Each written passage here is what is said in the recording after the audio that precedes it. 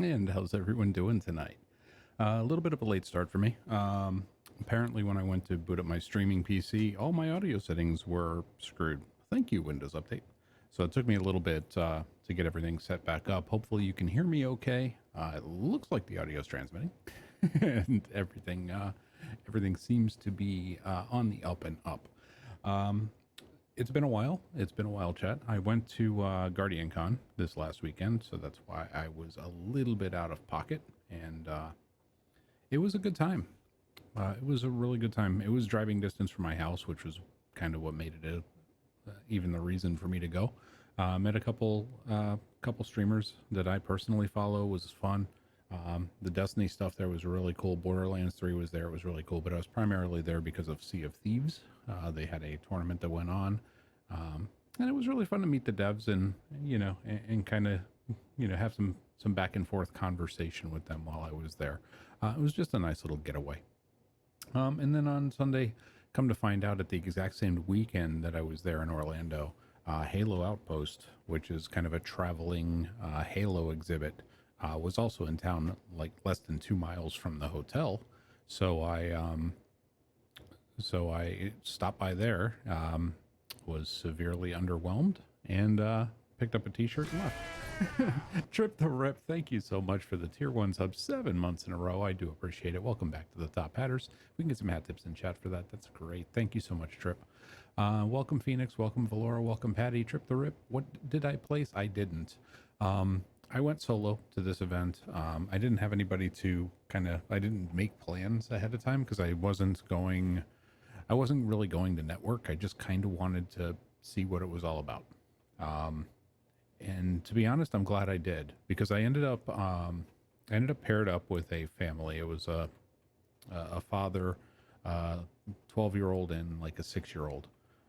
Had to be 6. I mean, at the oldest, 6 years old. And he was showing them the game, and he was helping them out with them. And I was helping them. And it was, to me, that was the best experience of the whole show for me, is to be there and to help this father bond with his 2 children, while playing video games. I keep your gold Xbox.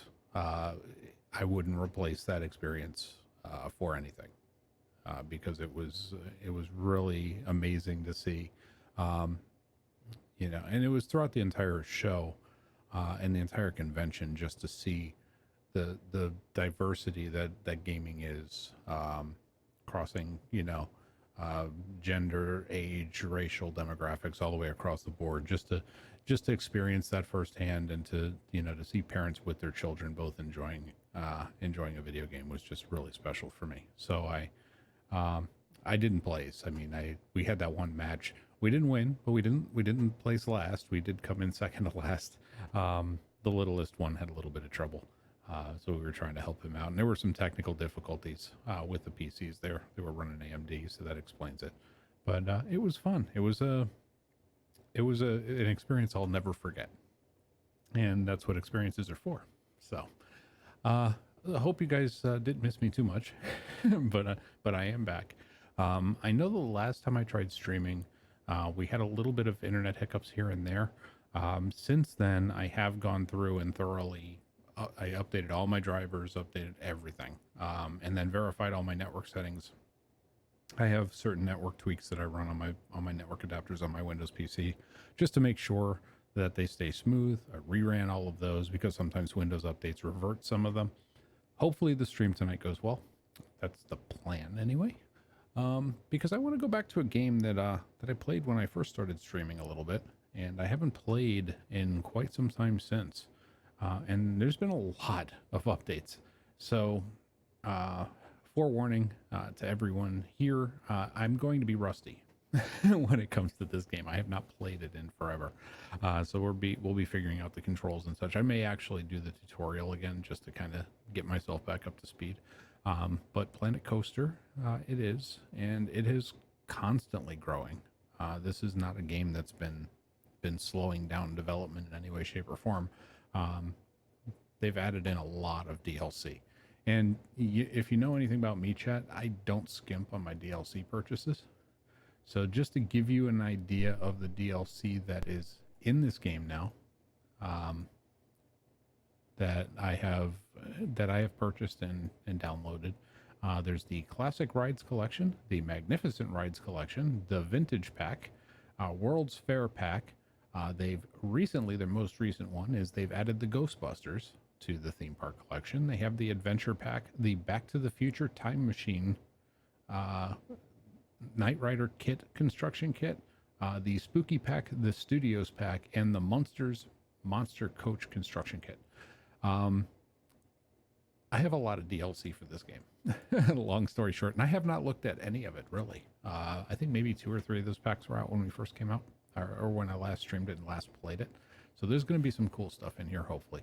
And thank you, Steam. I do not want to buy anything else from you right now. I appreciate it though.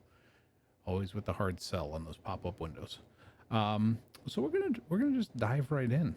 And I've also one other thing. Oh, well, welcome, Severia.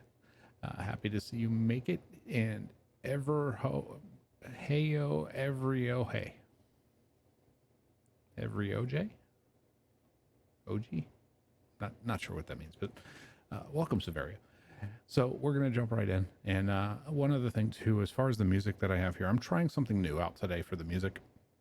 It's going to be another experiment with this. I want to try and get a little more legal, for lack of a better term, if that's the right way to say it. Obviously, the music that I play is copyrighted, blah, blah, blah, for the most part. But I want to try out something to where I can actually play music, not have to worry about my VODs being completely butchered. So I'm going to try out Pretzel, which is a streamer-friendly music library. And we'll see how it goes. It's going to be new for all of us. If it sucks, I'll turn it off and we'll go back to game music and stuff. So we'll jump back and forth on that. But I wanted to let you guys know if you heard something different with the music in the background or anything like that, trying something new. Let's see if we can make the stream better. You know, that's what I do. Here we go.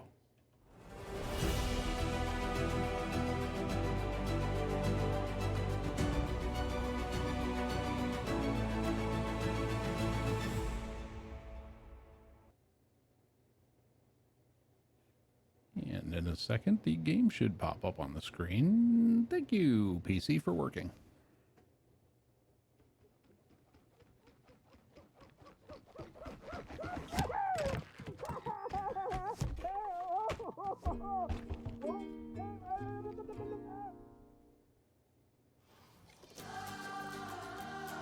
And I'm going to play around with the audio a little bit here. Again, I reset everything between my 2 PCs because the Windows updates botched my audio settings. So if things are a little high, a little low, please let me know and I will make adjustments on the fly. I have not played this in forever, so I'm not going to do a resume. Let's do a play. So yeah, they added Ghostbusters, and it's the original Ghostbusters. It's not the new movie. And then let's just try career, do one match on, or one little thing on the career, see what it is. Just as a refresher course, because it's been so long. And it looks like from the, apparently I've only got 3 of 9 stars on Captain Lockjaw's. I haven't done Princess Amelie, so I'm not even level 2.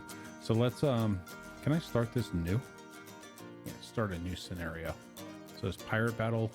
Okay, so I did the Pirate Battle one. I have not done Creature Awakens. So rumors of engineers meeting sticky ends scared off the parking staff, leading to recent sale. The bargain price presents an irresistible opportunity. So hire some new staff, complete construction of the park, and ignore the reports of strange noises underground. I'm sure it's nothing to worry about. Or there's Pirate Cove. Former pirate turned entrepreneur Pegleg Pete appears to be struggling somewhat. His lone adult bark is incomplete and lacking in fun. If only he could remember where he buried his treasure. It was around here somewhere. Take the helm and turn things around before the ship capsizes. I don't know. The creature awakens. Looks like they got the Kraken. So let's start that as a new scenario. What do you think? I think that might be a good place to start.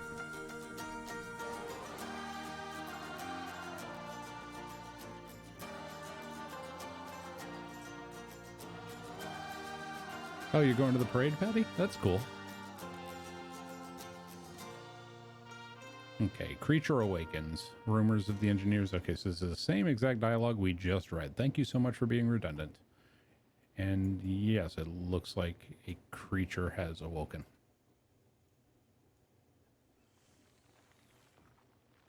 And it's coming out of the rocks, chat. Okay, so there's a ride. So it looks like this park is partially built. So there's a ride that goes right by the tentacles and underground. That's kind of cool. That is actually kind of cool. Now I got to remember all of the tools. Because it has been too long. Okay, so there's the help. So select, pan, zoom, simulation speed, you know, at OPT. Yeah, you know me. Right, and then the camera torch, don't need any of that. Thought there was a way for me to see underground. Can I just zoom?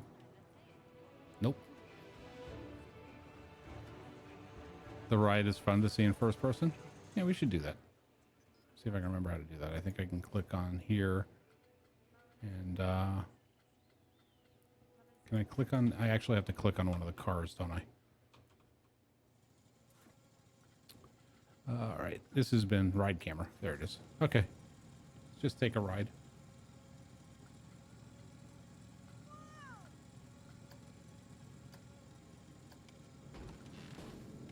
Can I look around? Okay, I can.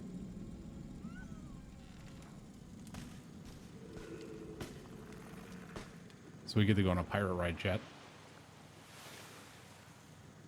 Hey, who let the kid drive? I want to get more into this game again because of the creative aspects. I really want to start sandboxing, and I want to make it an actual full-on theme park. It's been so long since I played it. Again, I don't even know the full controls. So I think I need to do a couple of the tutorials, kind of get my feet wet again. They're throwing up sand. That's cool. The particle effects that are coming off of it. Get myself up to speed on how to play this thing again. And then I'll start digging into the simulation because I want to do... This is the type of ride. I like the dark rides. I like the thematic elements. And I like the fact that this game lets you do that in a lot of cases. You know, they have Ghostbusters and they've got Knight Rider and Monsters and Spooky packs and Vintage packs. And they've got a lot. Last time I played it, they just didn't have a huge ride selection or scenery selection. And obviously that's something they've been addressing big time. This is kind of cool. Oh, look, they got all the triggers to light up. Oh, that's cool. Ah! And take the kid's head off. I want to get good at this. And I think it'd be fun, you know, to do a stream a week, 2 streams a week, something like that, to where we just constantly go back to the sandbox park. Okay, so that's the scene from the outside. It's kind of like what Norway was before they turned it into Frozen in Epcot, where they had kind of an outdoor part of the experience. Or Test Track, if you want to think of a ride that's still actually open. But I think that'd be kind of cool, you know, and we can, as time goes on, you know, come up with different themes for different areas of the park. And I don't want to do it like most people do, or at least most of the, you know, the players of these games, because I want to do it like Disney does, to where, or like Disney's doing the Star Wars land, how Walt Disney's original vision for theme parks was, which was very immersive. He didn't want people to feel like they were in a theme park. You know, obviously back then, I mean, if you go to a theme, oh, Ellie, that was cool. That was cool. A little jump scare in there. He didn't want you to feel like you were in a theme park when he made Walt Disney World. And you'll notice with the forced perspective and with when you're in one land, you don't really see another one. He took a lot of care to make it feel like if you're in Frontierland, you're in the frontier. And you don't see Tomorrowland until you get over there. And if you're in Tomorrowland, you don't see, you don't see the other aspects of the park, etc., etc. So that's kind of the thinking that I want to do. And I think this game, especially now that they've added in the additional scenery and things, I think this game would have the ability to do that. So it looks like the Kraken's lair is open. People are thinking it's a good value, which means I need to charge more. Let's just do a quick... Is that the entrance? Oh, that is a cool entrance. Holy cow. That's a cool idea. Those poor people's legs are going to be completely worn out before they even get into the park, which means they can't leave. I like this.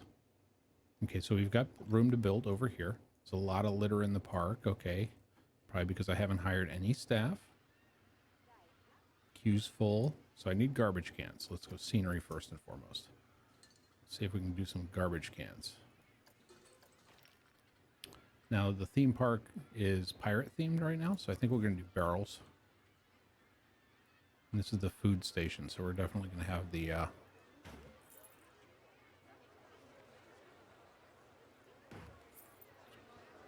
put the trash bins by the food. Put one right there because that's an intersection. That ride was really cool, though. Oh, and that's cool. They actually have posters. There's also, and this is something else that, this is where this game is going to excel, I think, is that, they got a walkway over here. Nobody's going to be down, so I'm not going to worry about the bins there yet. Just one by the exit. They have the ability to import your own 3D models in this. So similar to how a lot of people have expanded The Sims, similar to that, there's going to be a lot of availability. I haven't actually dug into it, but my assumption is there's quite a bit of availability out there. Let's put a janitor there to clean things up. There's going to be quite a bit of availability for custom models and custom scenery and things to make the park into what we want it to be. So we're going to have him clean up the park a little bit because our notifications are yelling at us about that. Guests think the Kraken's lair is a good value. A lot of litter, a lot of litter. Okay, so it's mostly garbage, which we get. Okay, so as far as park management, who do we have on staff? So all of our staff right now, we have Olive Adame, which is, let's see if we can get them trained, make them a little happier. And give them a little more pay because they're trained more. You watched a streamer somewhat successfully get his park started. He flooded it with chief beef mascots in a giant clown bathroom. It was wonderfully horrifying. The mascots are scary. The mascots are totally scary.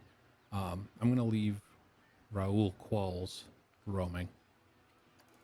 As far as our attractions, we only have the Kraken's lair. It is open right now, which is good. Prestige is 5. It's still brand new, so it's still going to be pretty popular. Security, I have no security staff yet. So what I might do, my gut tells me at a theme park, you always want to have at least one security guy. We can color him too, right? Can I staff camera? I want to watch him and customize him. Can I do that at the same time? See, I can give him like purple clothes because, I do purple. That's my thing. So we can have our security doing in purple and gold. How about that? And see what he looks like. Look at that, he's pretty dapper.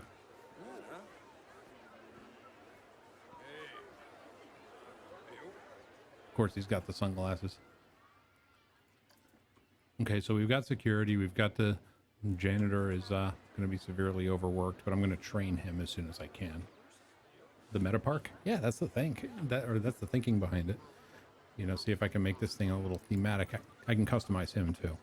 So if I want to do kind of like a black shirt and then let's do purple overalls. And then what color is that? Okay, that's his gloves. That's his gloves. So we'll stick with purple on the gloves, and then these are his boots. We'll do gold boots. He's bored. He gets paid with what he's worth, but he's bored. How are you bored? The entire park is litter. Whatever. Whatever. So let's see if we can get where's our money? Let's go to park management. Let's see our finances here. So our rides and tickets, we're making $3,700. We're losing money in the shops and facilities because we're not selling anything. So we're going to have to fix the shop scenario. That's definitely a problem.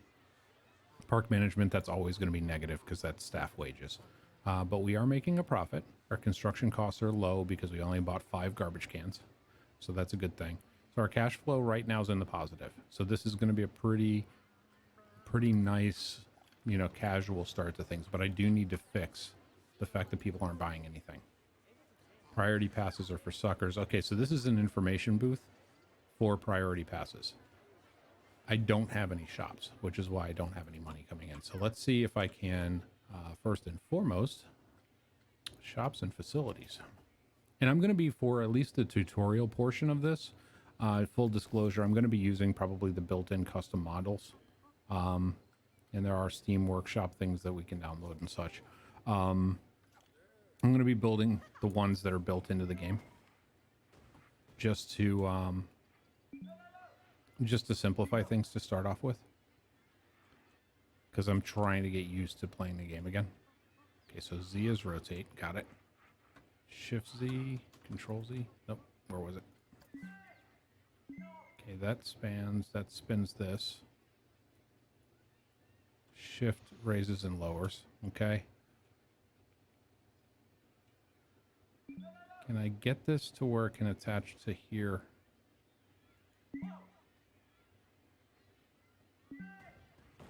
Because see, this is raised, which is kind of annoying. Wonder if I can attach it or like raise it to this and have a platform underneath it show. Oh, okay, there we go. So I can. It just takes a second because you saw there was a staircase that showed. So it is possible, chat. Just bear with me here. Let me see if I can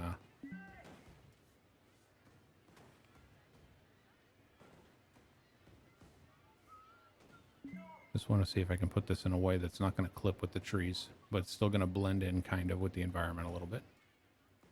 There we go. So it's floating.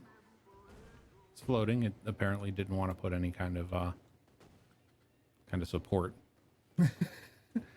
Our fortunes will be built one ride. Pray it never fails. I know. I better get maintenance staff in here. Okay, so I need to go to building. See, these are just the normal buildings, and a lot of these are things that I had downloaded at one point and aren't. They're saved to my profile, but since then, obviously, you guys know that I have a new PC. So there's a lot of things that I downloaded off the workshop that I have to re-download. So apologies for all of these blueprints that have gone missing.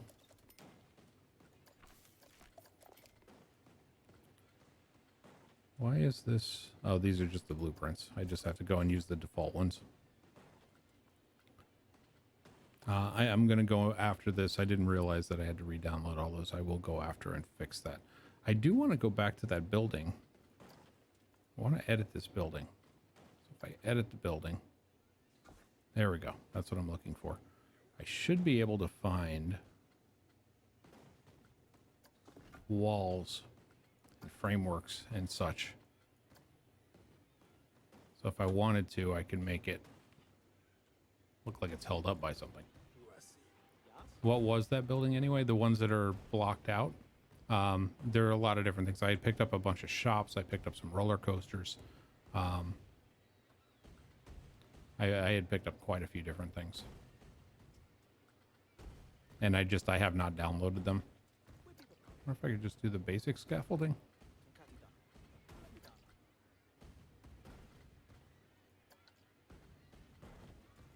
These are ugly pillars. Again, I'm learning as I go here. There's wood columns.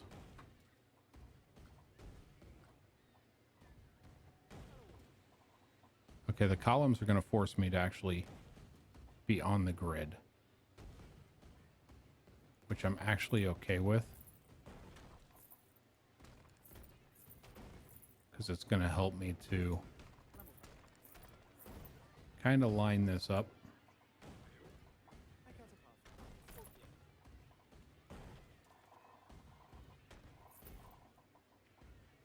And at least this way it's not completely botched. Was wondering what this floating thing is too. Yeah, it's me kind of getting used to the interface again. So I want this to be a little more level, but I have to learn what the parts are. So like these are flat roofs. So if I wanted to, I should be able to.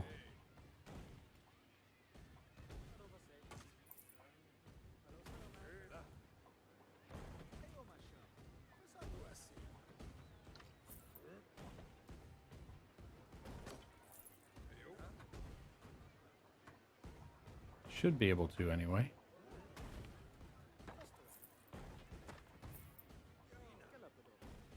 Use the grid to my advantage.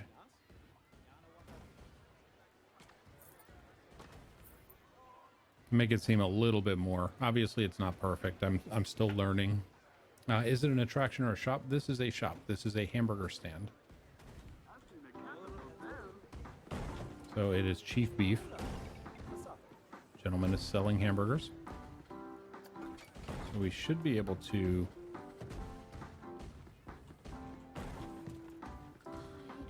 the shop awning. Let's do all. Chief Beef wall sign neon. Yeah, let's do this. This one's going to look a little bit more appropriate. Put the sign there. Oh god, that was creepy. Chief Beef. Hey, Rainbow Waffle, welcome. Okay, so now we have a Chief Beef stand, and we'll put can I rotate this? How do I rotate? That's up and down and lateral. That's forward and back. This rotates this way. So which button? Okay, there it is. Hold on. There we go. Hold on. Gotta get the chief here.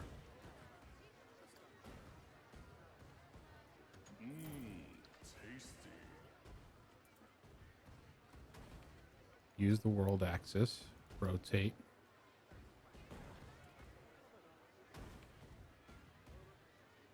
I'm figuring this out, Chad. It's taking a second. Like I said, I am very rusty at this game. Okay, so I have to do the check first. Got it. Got it. I got this now.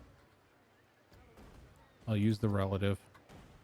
Let's rotate him this way. Let's rotate him this way.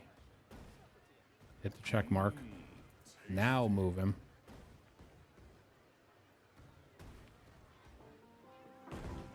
Let's see if we can pull him forward a little bit more. Okay, we're getting there. It's not perfectly straight, but I'm learning. The Chief Beef ASMR thing is creeping me out quite a bit. So people have food. People have got their hamburgers. They need the burgers. And if I wanted to, I could put police signs. And this is where the game's customization really... Holy crap, Rainbow Waffle with 100 bits. Thank you so much for that, Rainbow. I appreciate that.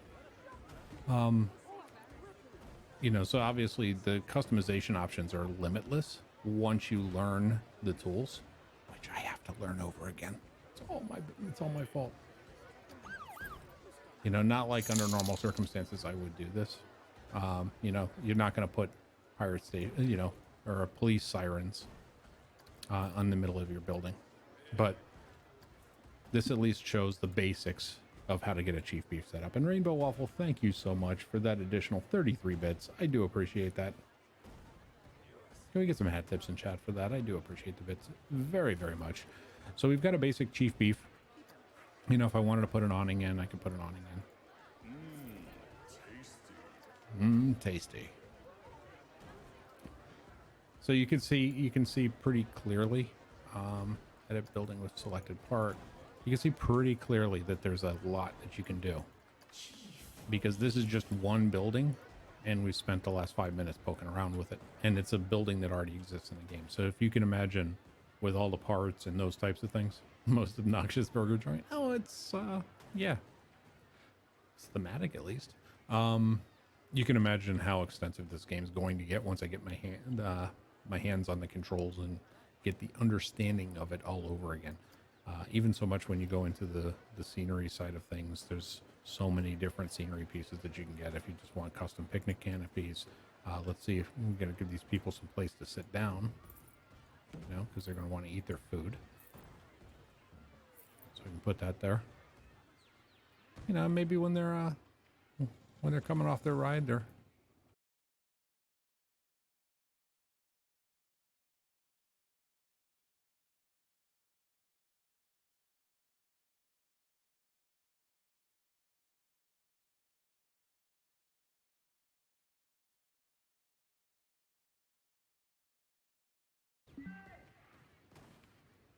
I want to try and find a place that I can place it that's going to actually fit with the scenery, because this map, as cool as it looks, has a lot of strange elevation to it. See what I mean? So if I place it there, it's going to look very, very strange. If I place it here, I can't remember how to snap to the ground.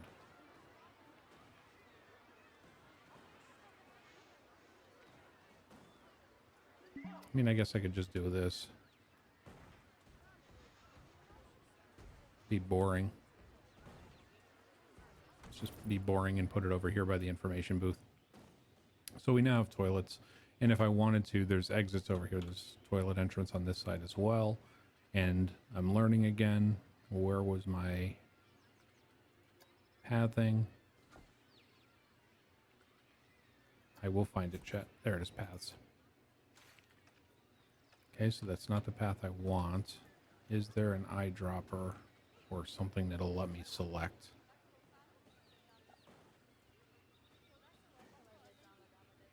Delete path. No, I don't see an eyedropper to select the path style, so I'm going to have to try and figure out which one that is. Okay, that's it. That's it. Same size, same shape.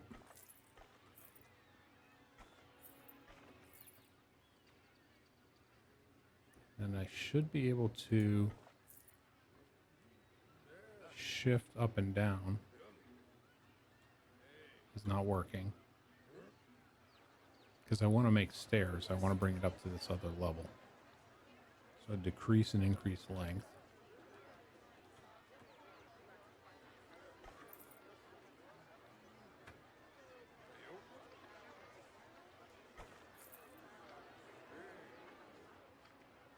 Okay, this is where I wanted to...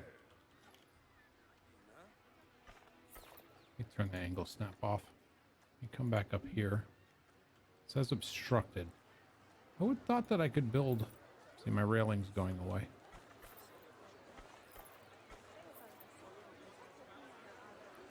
Thought there was a way that I could actually make the path go down. And my stream is freaking gone again. Hold on one second, chat. I'm looking. Yeah, I dropped some frames there for no reason whatsoever. Sorry about that, guys. I'm not sure why this doesn't let me connect. It's got angle snap on and off that I can turn on and off. I can increase and decrease the length. Shift up and down is supposed to be raising and lowering the path, and it's not doing that. Do I need to do a queue?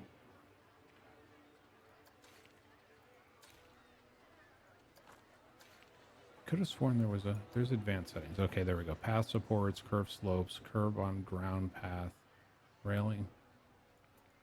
Let's just turn all these on.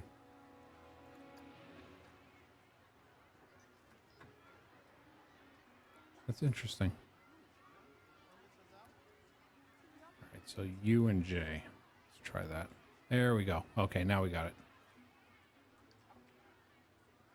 All right, now we got it. Now I see what we can do. Okay, so this is with the railings. Let me go ahead and turn the curb off the ground path.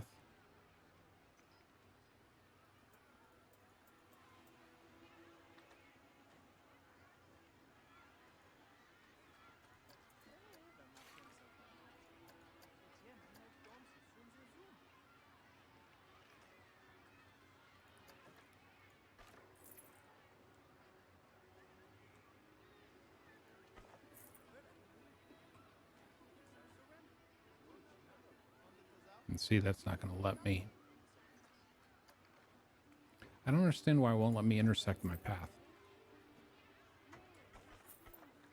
Because I should hypothetically be able to build off of this, and it's not letting me do it. It always did before Valora. That's the thing that is confusing me right now. Is I definitely recall that I used to be able to just build off of these. I mean, granted, that is an incline, and that might be why. Maybe it'll work up here. Okay, so it'll work on the completely flat surface. So it's because it sees that as an incline. See, it works over here, but it doesn't work up here. Okay, so best laid plans, that's not going to work. This will, though. So let's go.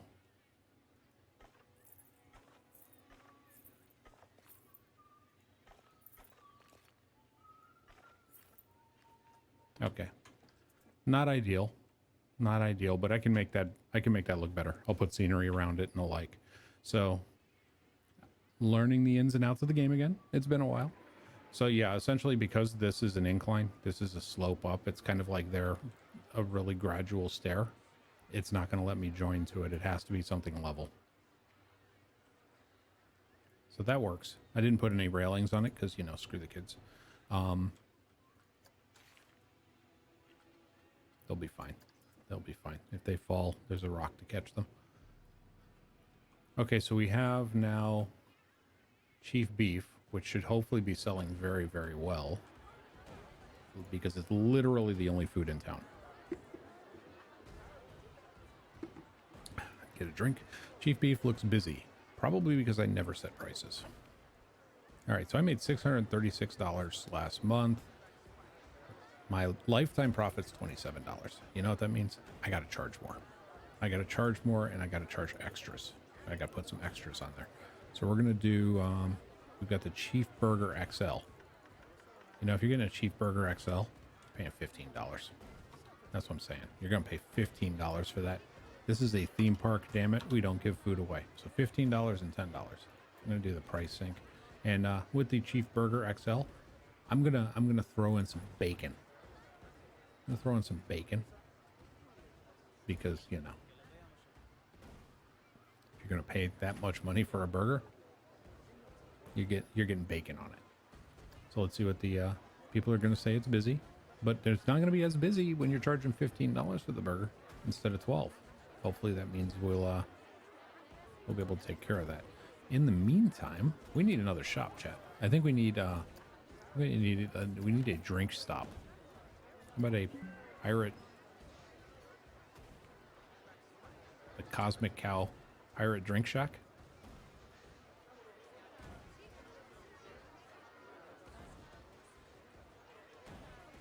I'm gonna make people go down for this, just to ruin their immersion. Cosmic Cow. You know, and it's still floating. It's still floating. I admit it's still floating. So if I wanted to, need to circle around this island, or this piece of scenery, so that way it'll float properly. And then we will do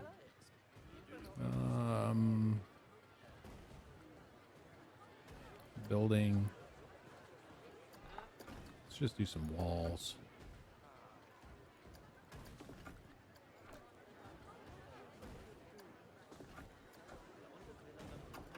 Oh, it's because I'm still searching for beef. Don't need to keep searching for beef. We found the beef. This is Baroque stuff. I need to find the pirate. See what they call that. Or at least something that's going to fit with that. There's a classic brick. You can see there's a lot of options and a lot of opportunity to do customization in this game. There's so much scenery. Okay, so we've got the natural wood. Let's just do natural wood. I'm just going to find a couple walls. Just going to find a couple walls.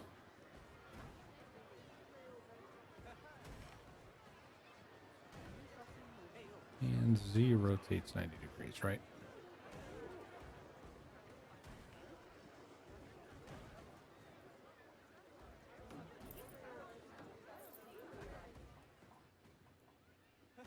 Let's spin this thing around. Let's just hit it from the other side.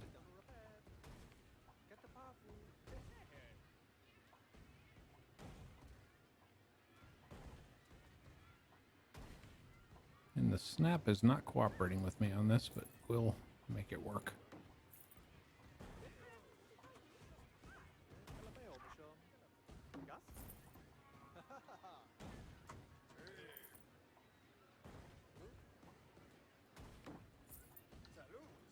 All right, it's not perfect, but at least it looks a little less like it's floating in the air. It's a starting point. Starting point? What the hell's a point? Starting point. So we now have beef and cow. We have a theme going. It's a bovine pirate theme park. And let's take a look at our finances and see if we are screwing ourselves out of cash. So now shops and facilities are making money. Rides and tickets are making money. Park management, losing some. But here's our... Can I do a graph? Yeah, there's my graph. Okay, so this is year on year. Does it do different? This is just going to be easier. Okay, so we made $586 in May, which is the current time. So March, we made $3,200. April, we lost money because we were building. That's, you can see the construction costs here. And then the construction costs bled into May a little bit, you know, but we're turning a profit again. So in pretty good shape. I think we do need to start thinking about another ride. So at least we've got information booth that sells fast passes that we don't support yet, which is good. It's a good sign. We got a bathroom. We have food and drink. Definitely things we needed. This, I think, may... should we stick with the pirate theme all the way through? Multiple shops are very busy. There are too many guests trying to use Cosmic Cow milkshakes. You know what that means, chat? It means we're charging too little. Strawberry Cosmic Shake, $5. You out of your mind? We're not going to sell those things for $5. We're going to sell those for $7. Vanilla Cosmic Shake, same thing, $7. Chocolate Cosmic Shake, $7. And I'm going to price sync them. Too many guests are still trying to use Chief Beef. All right, fine. $17. And Chief Burger, $12. And you know what you're missing? You know what we're missing, chat.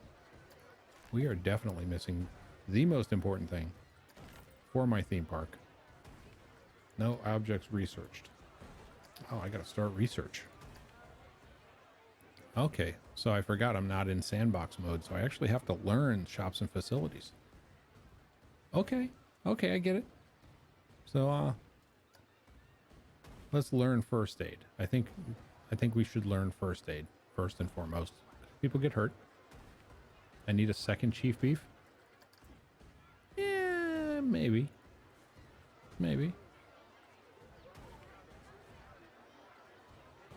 Thought there was a way I could do 2%. Chief Beef looks busy. Items for sale. Select a vendor. You know what I need to do? I need to go to my work roster manager. I need to go to all my staff. So where is my Chief Beef? Here's my Chief Beef. Antonia Roland. Give her more training. She'll be more efficient. She'll be able to serve more customers. I'm going to give her a raise. Herschel Bragg. He's doing all right. Doesn't need training yet. Raoul's been busting his ass. He deserves a raise.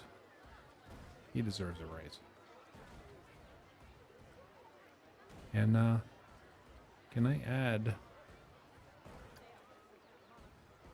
Okay, so next staff level, so it's increased productivity, happiness, and such. So I'm going to do that. So what I'm going to do, though, is I need to fix their color palette, chat.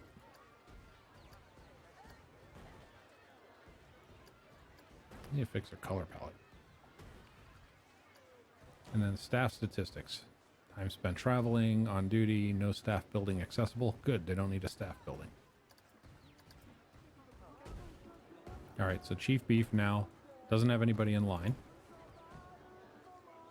What are people saying? All right, so Chief Beef is now too expensive. Got it. So let's bring this down to the $10 we had before. We'll bring this back to 15. Now that we have somebody that's trainable and trained to handle the staff, let's see if that finds a better balance. Get us good quality staff. We don't have to hire as many.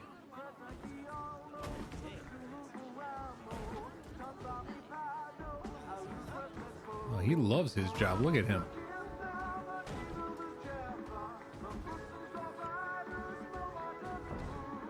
He is so happy. Something horribly unrealistic about that. Look how excited he is. It's like, you want a burger? I'll fix you up a burger right now. Yeah, a little bit of tomato, a little bit of ketchup, a little bit of tomato more, little Italian marinara, and there you go. Enjoy your hamburgers. Have a good day. Hey, more people. Okay, and then the Cosmic Cow person. How's the Cosmic Cow person looking? They got a hell of a line over here.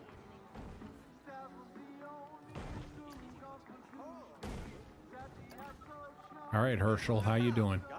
Herschel, are you ready to train? Staff member is ready to be trained. You know what you need first? You need better clothes. You need clothes that match the theme park. You need purple. We're going to train you. We're going to train you, and we're going to give you a raise. How about that? Because he's sitting there, he's service with a smile. Gotta make sure the people are happy. And that includes the staff. Except for this person here. This lady here. Missed 7 sales last month.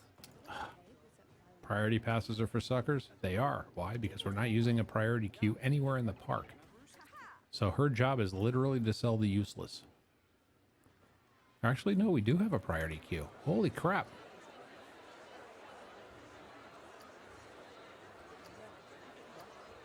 I can change his color too. Look at that.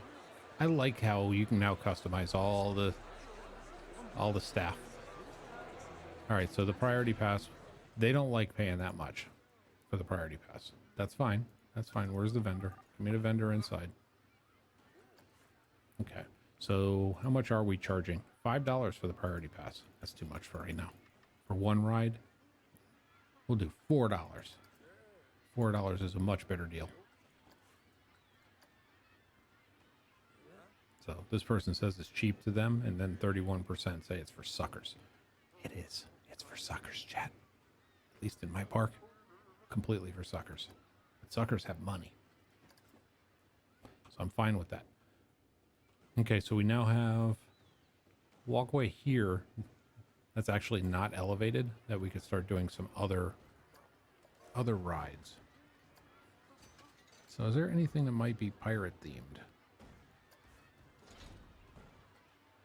Well, it's got barrels on it. It's aquatic themed. Aquatic theme, that kind of works. That's test flight, that won't work. Forge, a normal carousel. I think we should do this one. It's aquatic themed. I'll change the coloring.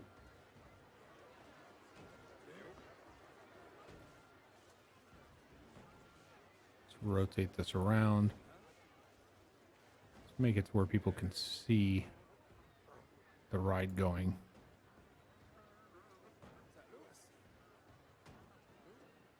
I really don't like this weird elevation that this park has. I really need to fix the... Where was the terrain? Terrain is disabled in this scenario. Oh, that's nice. That's nice. So I can't even modify the terrain to make it a little less insane. It's just going to have to be insane. So no problem. We'll just have this thing staring at people creepily and floating strangely above the ground. I'm fine with that. I am fine with that. We'll do paths, queue. And then let's make it wood. And then get rid of paths. No, I didn't want to put the path down. I wanted to go to the ride and place an entrance.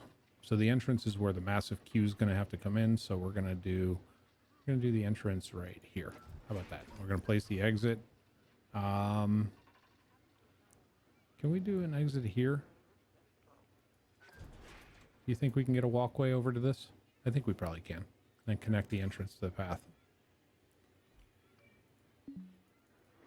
Nope.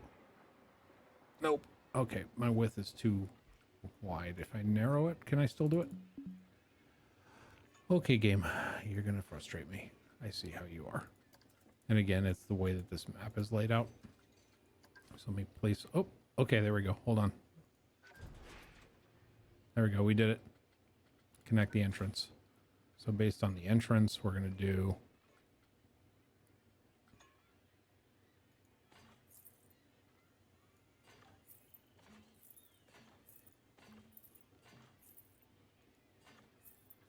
And I could have sworn there was a way that I could adjust like the path supports and the railing and everything.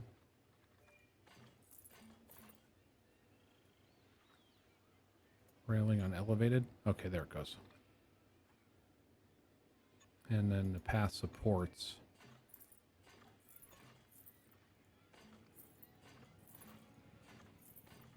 And then I can go here with the length. Set that to 2.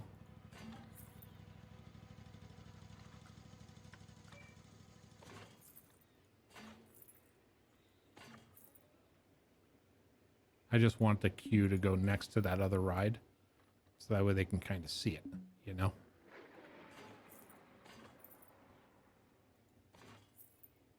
Yeah, let's get this queue running around.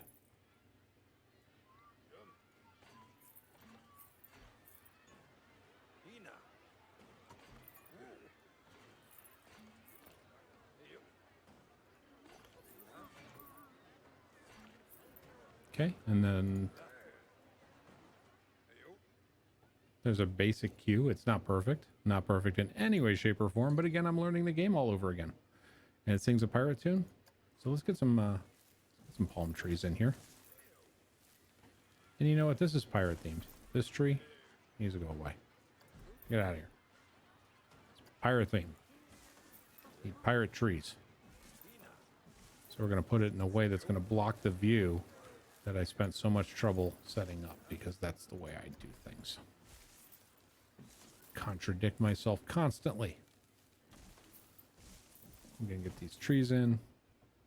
See if I can get some get an anchor. So we need an anchor in here. Put an anchor in here. Hey, Artificial Joy, welcome. I love me a good theme park too. This, however, is not a good theme park. This is me trying to figure out how to play this game again. But I will get the hang of it, because I used to be very good at this game. When I first had it and I played it a lot and I put a lot of hours in, I got to the point where I was doing some really cool, I'd make my own dark rides, you know, and it was really cool. And there were triggers and events, and when you walked, you know, you drove past a certain thing, there'd be like fireworks and shit going off. It was great. It's been a long time since I played this.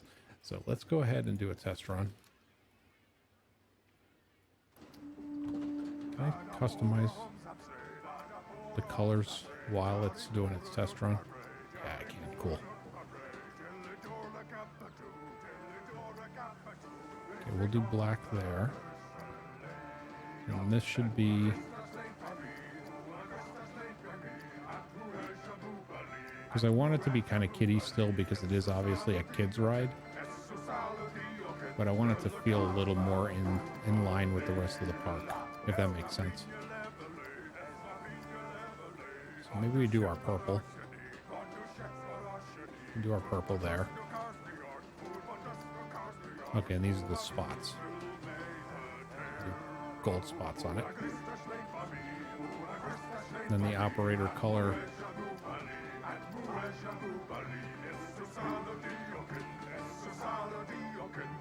Okay, so the operator color. Okay, so that's the Ballad of Tentaflu. We can change the music. There's a bunch of different... You can just do the instrumental one.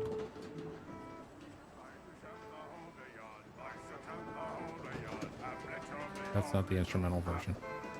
That's the instrumental. It is very SpongeBob-esque. There's a victory march, which I think is probably going to be a little too, yeah. And then the Battle of Coasterland. Yeah, I think we're going to stick with the Ballad of Tentaflu.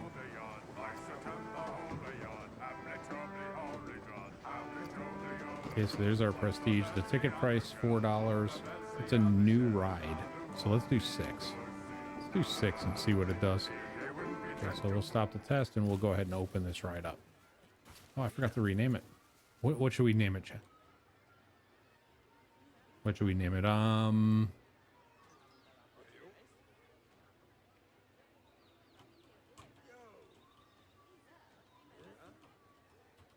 Tentacle Whirl. Because, yeah, that makes sense. And then I need to have, is this where the lighting is? Because that's something I'm noticing in my park, is I don't have much in the way of lighting. I have lights from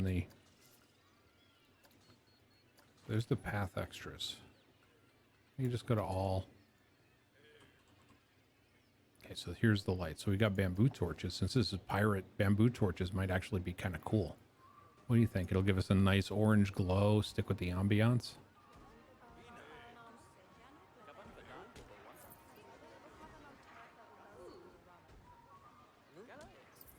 Kind of space it out a little bit here and there.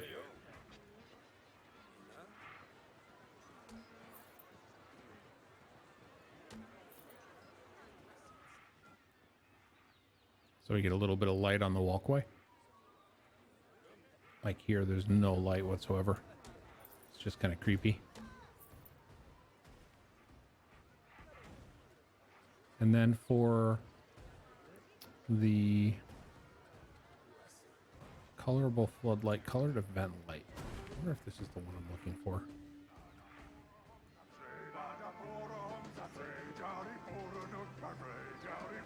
Yeah, this is the one I'm looking for. Let me see if I can get the... Of course, the daylight comes back.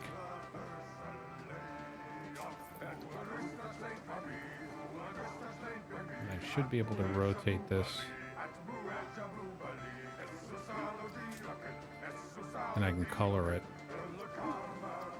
So that way when it's nighttime, again, hopefully we'll see that that'll give a little bit of light to the ride. It looks better in those colors? Thank you, Valora. I thought so. I thought it just, and plus it kind of matches with the theme of the park that I'm going to go for. It's still piratey. It's still piratey, so we now have another, I wish I could kind of color the underneath here, this underskirt.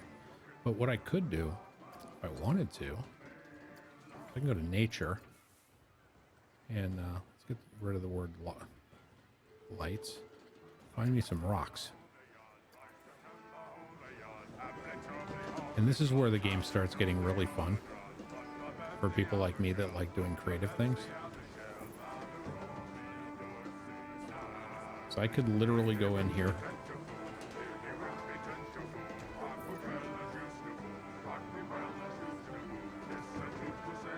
Try and get myself to a place to where at least it's... Damn it. Again, it's a little rusty for me. But I can start putting in these rocks. You know, and I can rotate them. And I can raise them up. And we could eventually fill in this whole thing to where it's all rocks. You know, and obviously they come with a whole bunch of different colored rocks and things like that. And if you wanted stalagmites and stalactites, they've got those kind of rocks too. So they give you this like variety of stones to actually do, you know, some cleanup work, and you can really make things thematic. I'm not going to go to that extent here because obviously I'm doing the tutorial. I'm just trying to get the hang of things again. But you start to see as time goes along. Guests really love the little ride from what you've seen. Might be able to raise the price. Overview. Really good value. Great looking queue. The Prestige is going to be low because it's a slow ride. So it's really good, and this is something that I remember the game takes into account.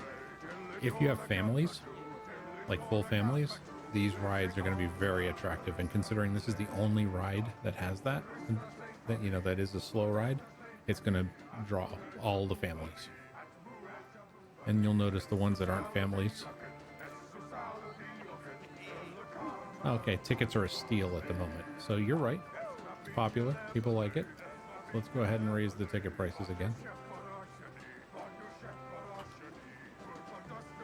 And in the future, what I usually do, when I built it or when I used to do in the past is I would build the queue and I would build the priority queue with it in mind. So I would always have a gap in it. So it would give room for the priority queue, because you could see people now are using the priority queue to skip the lines. And that's added revenue. So it does work. You just need to get the pricing right on it. Let me do a quick check on my management, make sure my staff is good.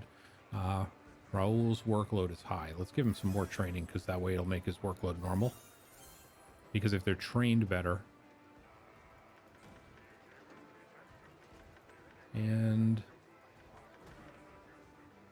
so if they're trained better, their workload being, their happiness will work and they'll work better. So the workload will go from high to normal. So that's kind of the easy way to tell because what a lot of people do, or at least what I did when I first started playing this game and other simulators years and years ago, is I would throw more staff at it. I would see something was overwhelmed, and the first thing I would think of is throw more staff at it. Training actually makes a huge difference in these games. Oh, I forgot I could set lighting. So I could set to 10 p.m. and I can get that light right over here. See, I wanted to put this...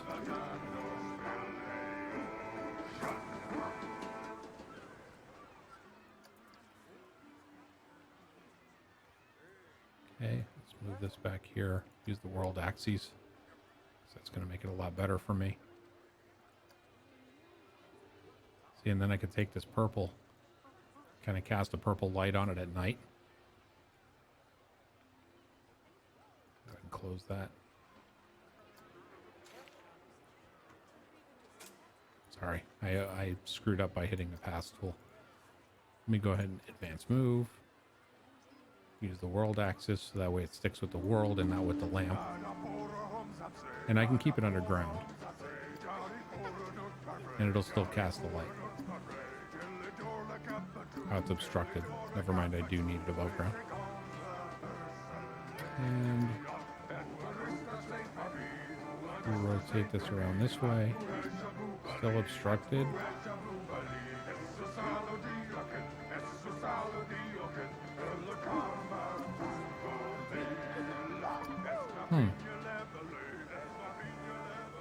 Is it obstructed because it's on the ride? Yeah, that's what it is. It's because it's in the ride area. So let me go ahead and do this. I'm going to move it back where I had it.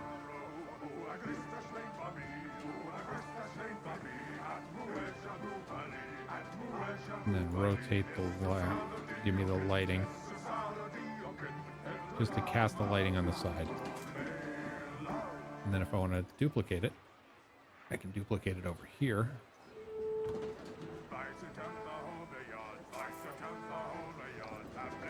And that, I think, went underneath.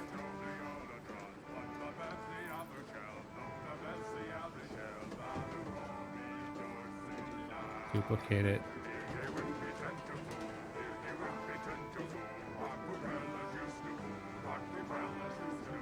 Put it here so that way I'll be able to actually see it and move it with the advanced movement controls, because that gives me the world axes that I don't have normally.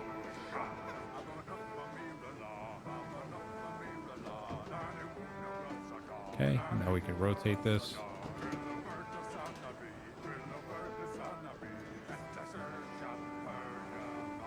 Let's see if I can get this over here into the...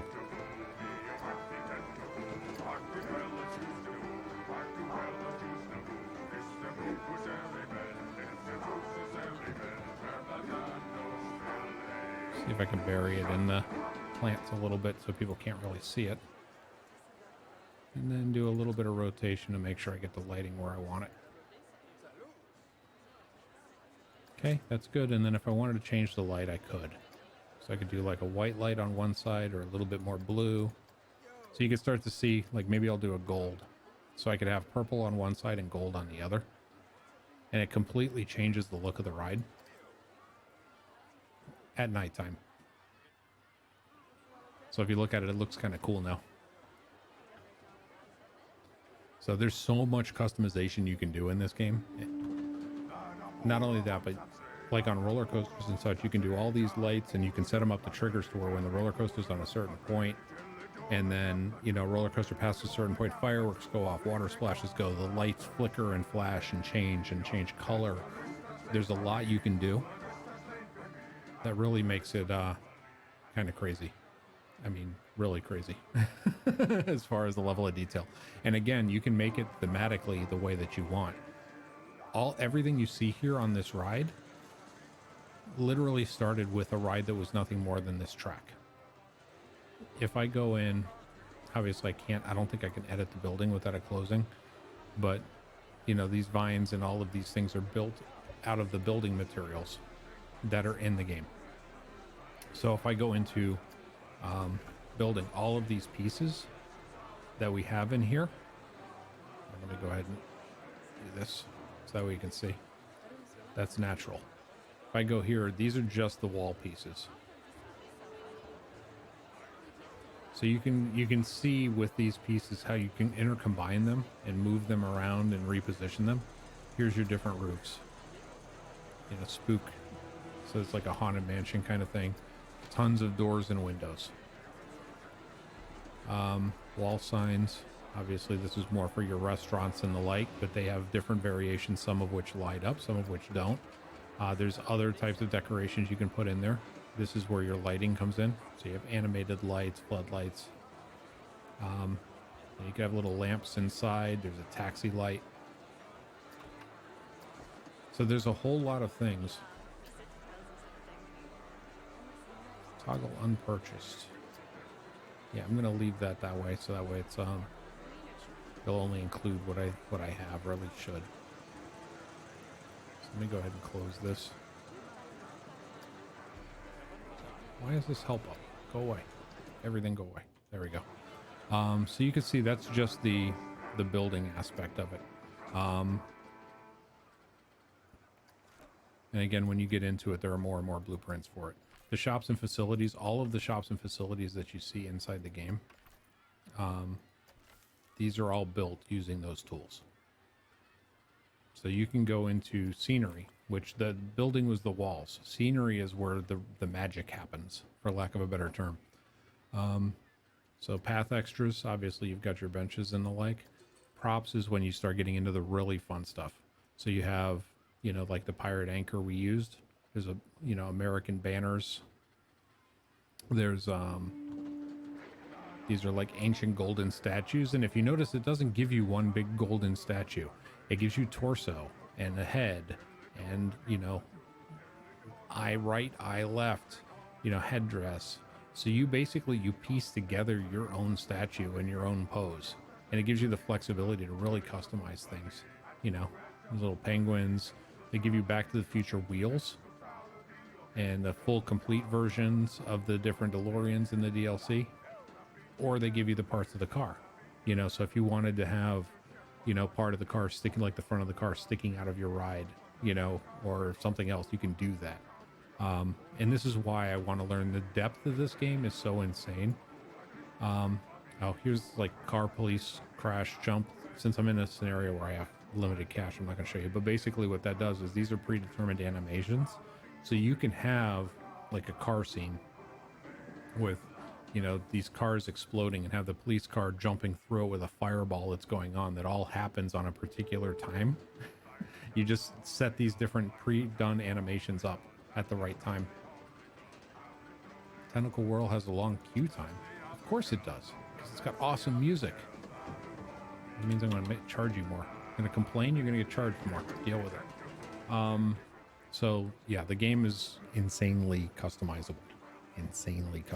And not to mention, terrain is disabled in scenario.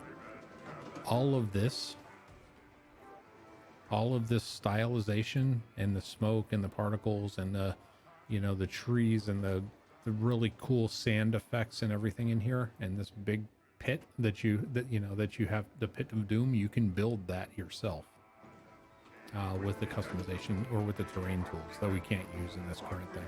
So let's see if there's a track ride that fits a pirate mood. Here's a boom boat, which is pretty damn large. It's $4,900. How much money? I have $14,000. That is not a lot of money. What is the cheapest coaster I can buy? Really wish, can I just turn off Frontier only? I don't want the damn Steam Workshop ones. So here's the roller coasters that I have unlocked in this scenario. Because remember, I'm in scenario mode, not sandbox mode. So I can research. Okay, so I can reveal the first aid station research. So now we can do first aid.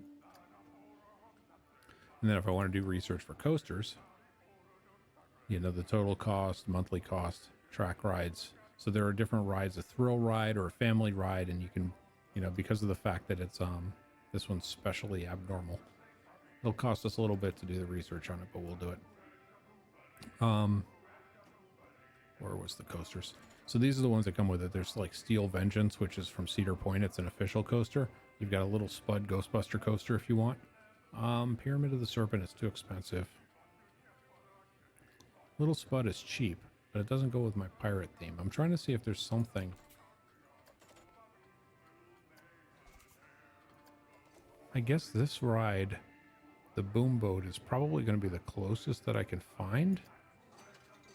That's not a boring family ride. I mean, this is the Swift Drifters. What does that look like? See if I can find a flat area land. Okay, that looks very boring. I need to get something that's a little exciting. See, the thing is, there's a pirate ship ride in this game. You know, the normal pirate ship ride that's... I just don't think this scenario, I have it unlocked yet.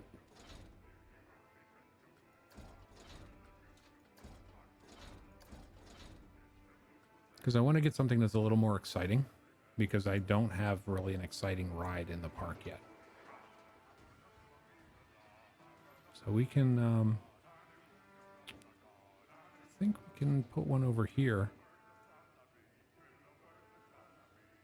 I think I might be able to forge Excitement 5, Fear 5. That's really low excitement. I'm trying to find something that's green all the way across that's reasonable priced. Test Flight isn't bad, but it's planes. It doesn't really fit.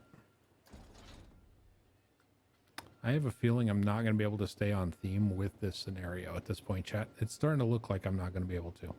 So let's just do the free flyer. And I'll try and color it in a way that will kind of work. Yeah, and the space is real. This scenario is not a good one, to be totally frank, for experimenting. So I may end up, you know what I'm going to do? I'm going to do this. Save the park. New park save. And we're going to go to the main menu because I just want to play around with, I want to play around a little bit with Sandbox. Hey, Magna, welcome. All right, so we'll go, let's go Sandbox. Where should we go? Custom, city. A city I think is new. Start your park with unlimited money and building alongside. Oh, okay, so all of it is start your park with unlimited money. That's the way I like it, chat. Let's do a city one. Because remember, I wanted to be... I want to call it Hide the City. Because I want to make a park where you can't see that you're in the middle of the city. I want to try and make it immersive. And this is not going to be very good. Because, again, I'm still learning. But this is the Sandbox. You know, we got a city. We're a little outside the city here. But you have the terrain. And this is the coolest thing in the world.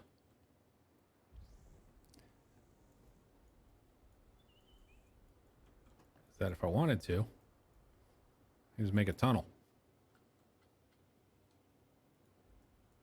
And control is the one I want. Or I can make a bridge, land bridge. So this is really cool. I'm trying to remember the keys. Okay, brush size was this. Same as Photoshop. Got it. You know, so if I want to, I can just play around a little bit. Just get the terrain the way that I want it. Oops. Just wondering why that wasn't working. You know, and then there's other things like flatten the foundation. So if I wanted to reset it, I could just go here. And let's just clear it back.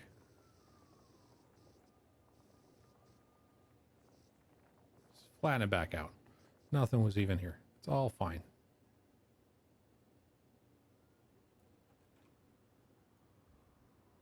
You know, we got the rocks floating because these were on the mountains before. But it's really cool. Yes, there is a Ghostbusters update in this game now. So I can go here, flatten to the foundation, and I can get that last little bump out. What's really, really cool about this is obviously my intensity right now is at 100%, which makes it a little hard to work with. But you can sit in here, you can just paint in, you know, a little bit of the hills. And if you wanted to, let me see if I can remember how to do this. Go to painting, you can say rock. And maybe you want to do a different kind of rock for this face over here. Maybe put a little gravel on the bottom. You know, maybe some grass on the top. You know, if you want to do a little more of the concrete look to make it look fake, you know, you can. Or so you can go in and literally customize all of the terrain the way you want. You know, and if you want to add water, obviously you can add water into. What was the other sculpting tools? Flatten the foundation, flatten the surface. Flatten the surface is pretty cool because you can pick a spot and it will flatten it to that one spot and it'll give you like a 45-degree slope if that's what you picked. So if you notice, it kind of flattened to that area. But if I decided I want to flatten to this spot instead. So you can start to see how you can really start to shape the terrain to do whatever it is you want it to do. It's a really, really powerful tool. You have to be up in 4 hours, time to go to sleep. Okay, Joy, thank you so much for coming out. I do appreciate it. Catch up on the VOD. It's what it's there for. I appreciate it. Let me know what you think on my Discord if you wouldn't mind. If you don't have it, it is right there. Because I want to get more involved into Planet Coaster. I used to love this game so much. And hold on one second, chat.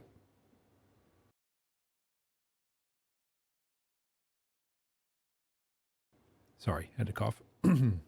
I used to love this game so much. And I stepped away from it just because other things came up. You know, IRL stuff, other things in my queue.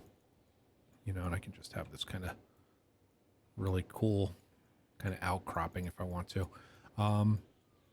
It kind of took me away from the game. And I love doing creative things like this, especially, you know, when it gives you this kind of freedom.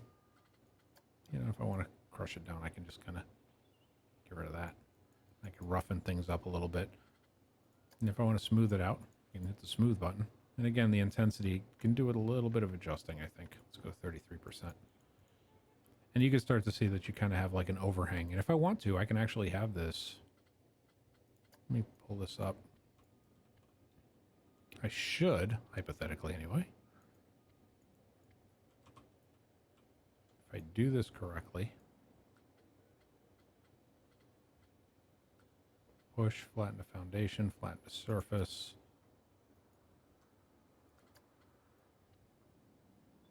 Trying to remember which one was it.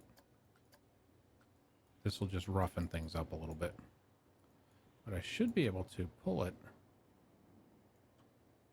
Thought I could pull it across this walkway, but I'm guessing it's probably going to prevent me from doing that. Just because this is like the main entry area. But let's see, if I go high enough, it might let me do it. Then I can build an arch over. There we go.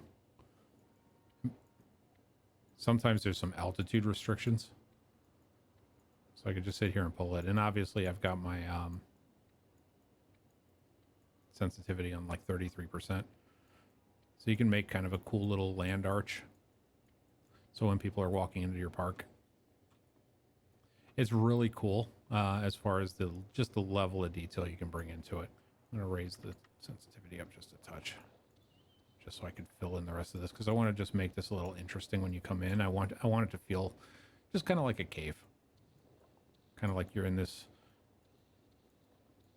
Again, the entire concept that I want to go for here is I want to make it feel like you're not in the city anymore.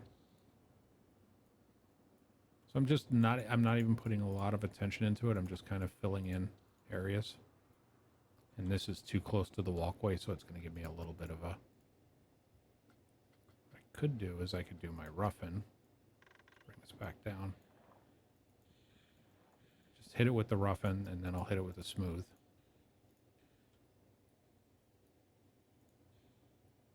Just to give it, you know, a little bit of texture to it.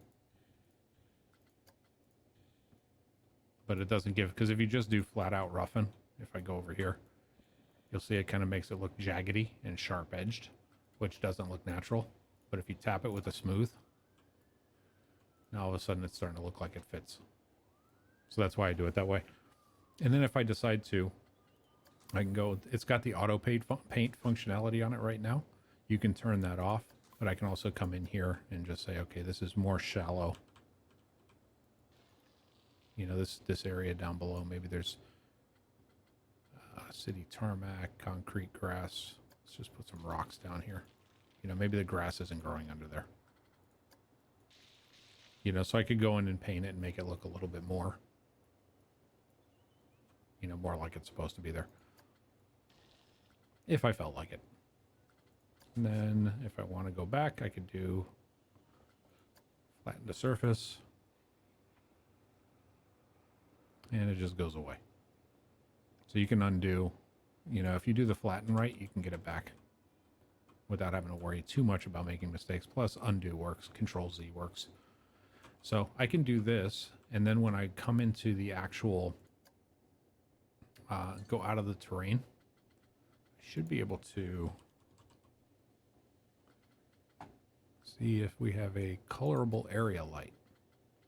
Now what's cool about this is this will give you the details on it when you're doing it in this mode. So you can add it to a building if you wanted to. You can align it to a surface. You can position snap it, which will follow building snap points. And the tags will help you search for things. So if there's triggerable, so essentially if I wanted to have this happen when something happens to fly by or drive by on a ride, I can have this light come on or go off. So I'm going to go ahead and purchase this. Go ahead and shrink this down.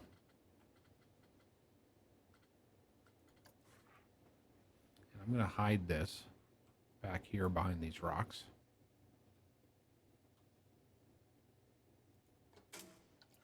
And let's set the lighting to 10 p.m. Okay, so I can take this light and let's do a dark purple. How about that?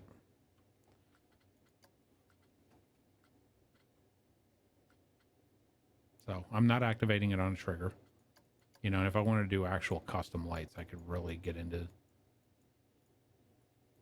some details with the coloring. So now when people are walking into the theme park at night, you know, it's got a little bit of highlight in there. You know, and I can move that light around wherever I want and have the shadows cast more appropriately if I felt like it.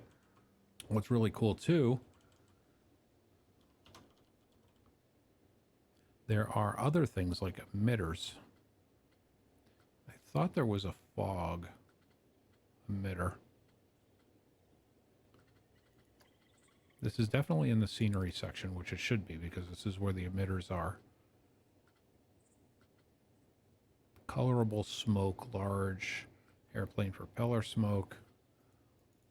I thought there was a fog trigger, but I guess I'm mistaken.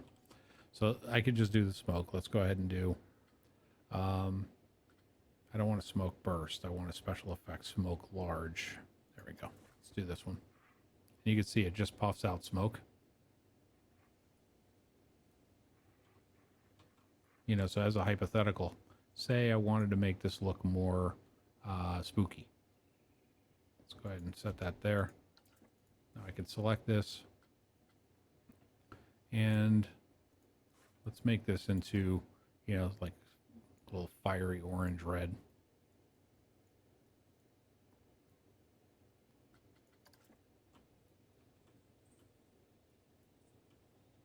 You know, and you can see, obviously, this is a large smoke, so I can change it to,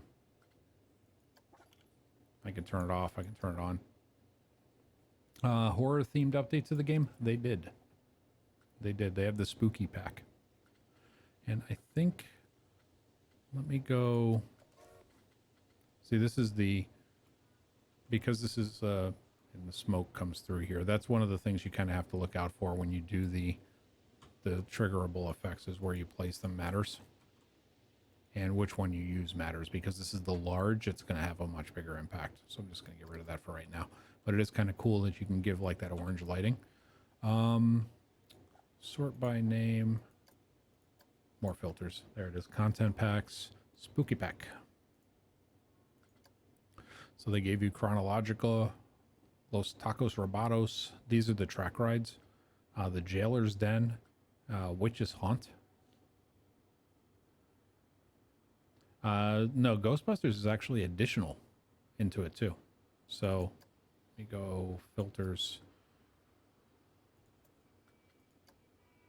I'm trying to think, would Ghostbusters be a Ghostbusters isn't really a content pack per se, and that's where I'm not 100% sure. It's not studios, it's not. I have to learn a little bit more about how they structure things. But if I just get rid of that and do, I'm in track rides right now, but I can go into, there's a Ghost Rider and the Little Spud. So Little Spud being a Ghostbusters themed roller coaster that's got Slimer in the front of it. This is Ghost Rider. Takes a second because it's huge. This one I think is just the generic, scarier, kind of insane roller coaster ride. And then there was a dark ride, I believe.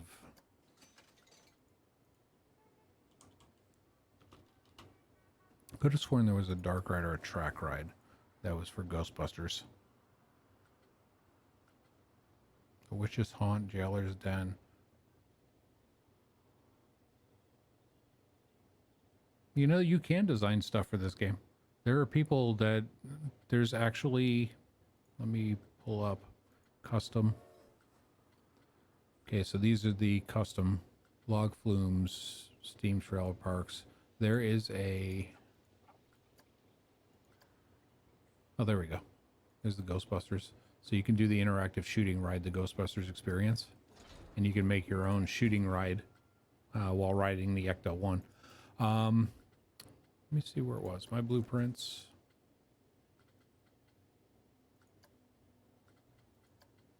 Source, Steam Workshop. If you go on the Steam Workshop for this game, you'll see there are countless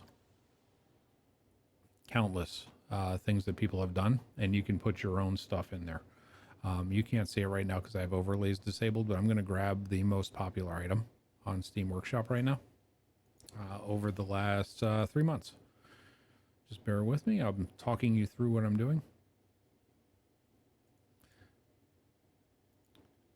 So I'm just going through the Steam Workshop. There is a 3 Billy Goats Gruff, Paradise Park. I want to find, let's find a dark ride. How about that, if there's a dark ride in here? And I know you can't see, so bear with me.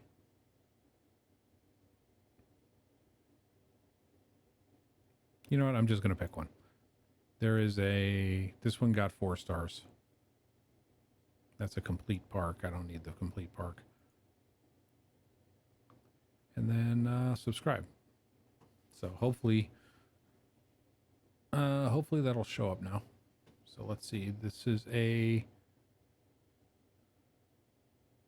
they tagged it with literally every freaking ride, so I don't know which ride it is. But we will see if I can find Zerion in here. Return to the game.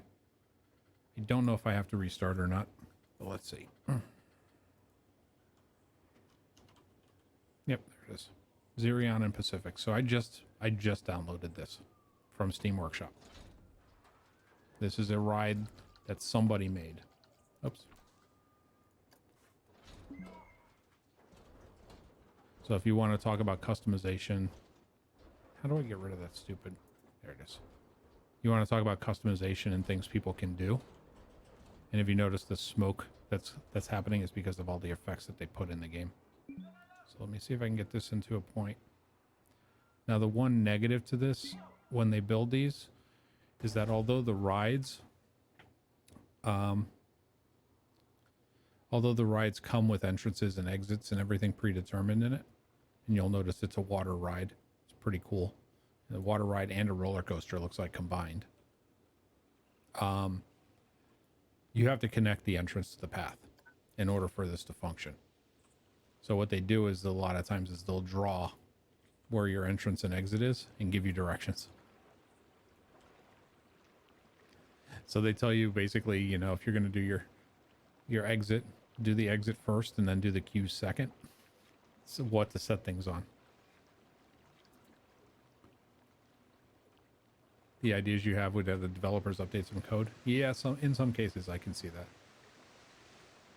But this ride is fairly insane. It's basically 2 rides in one. And this is all custom done by an individual. And they put it up on the Steam Workshop.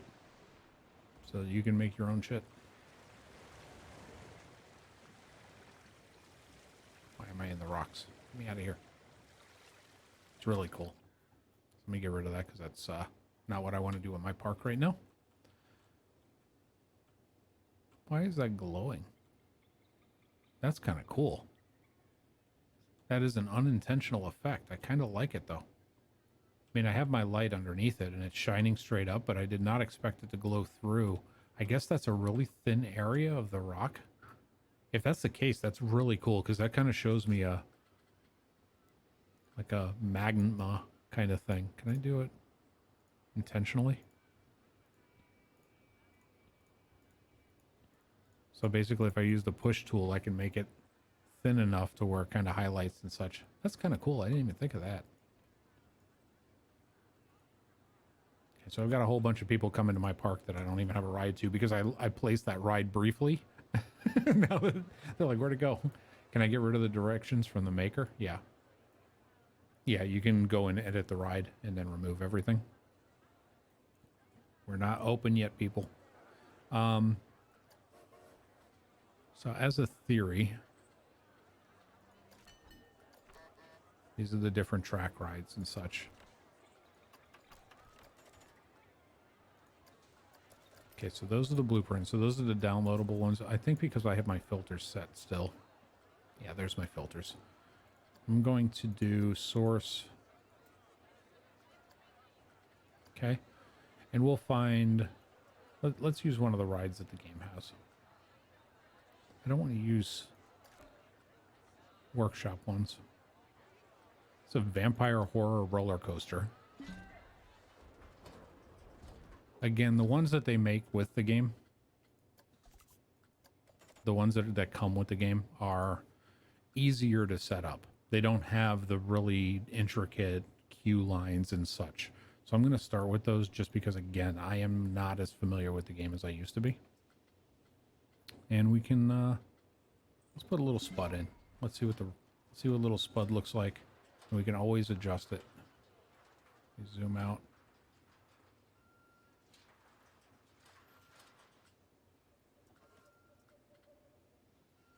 So this is a little junior coaster.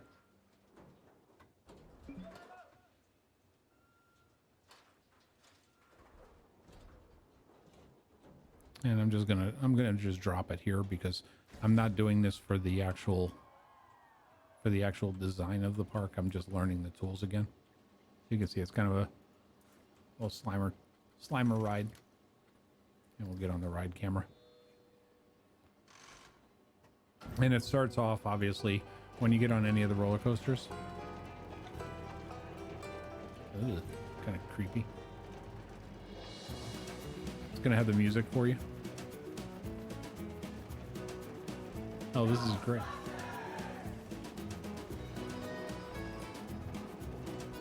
So this is like a little kid ride, a little kid coaster. So they've got kind of the fun music going with it.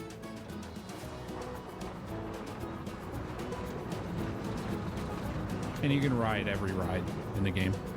And when you're playing in the Ghostbusters shooting ride, you actually do have a like the target practice ride, you can actually target and shoot things. So since it's a kid coaster, it's not going too crazy.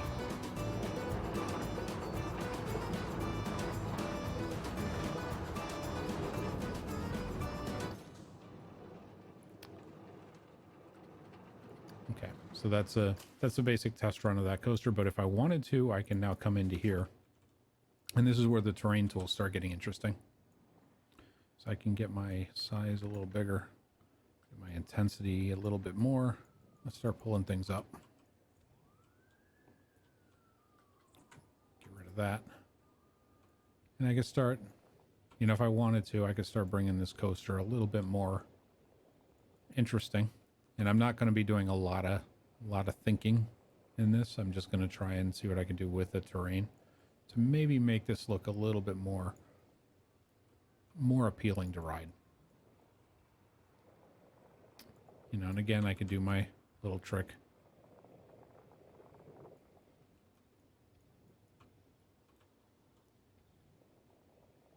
Just have this kind of carve out of a tunnel. You know, even though the tunnel didn't originally exist in there, it doesn't mean it's going to always be that way.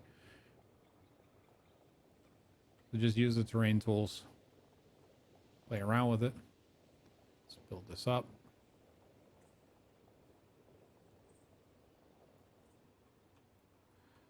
And swing around here. It's actually the version of the song from a Halloween Party CD. It wouldn't surprise me. I mean, it's licensed, and it would be a hell of a lot easier for them to use something existing.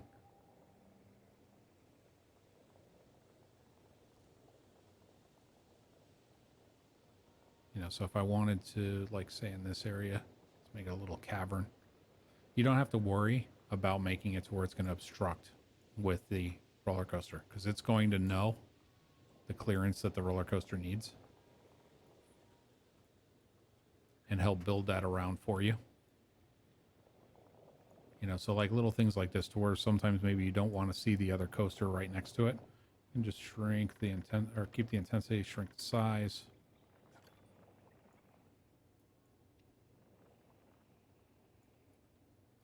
Yeah, try and pull it together, make it a little more rocky. You know, and if I wanted to, I could probably put trees and such in certain aspects of this to try and hide it.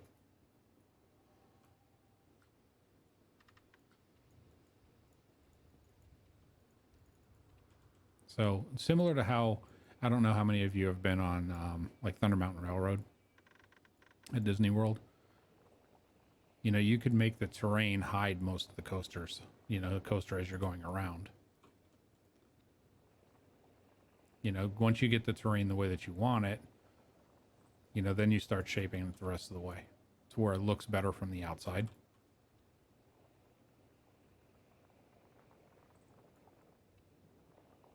So this is just the, again, I'm just completely roughing this out.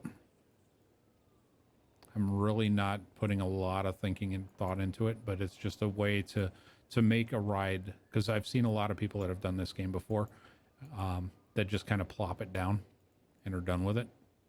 And it really doesn't take much effort or forethought or any kind of planning to make the actual ride way more interesting. The reason I wanted to take you guys kind of on that test ride in the beginning was to show kind of how dull it was compared to where, you know, if we add in a little bit of the terrain.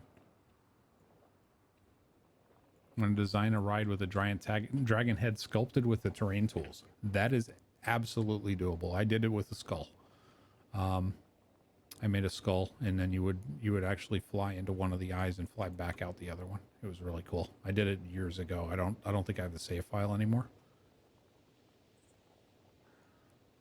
Yeah, but I can come in here and kind of give this weird plateau looking thing.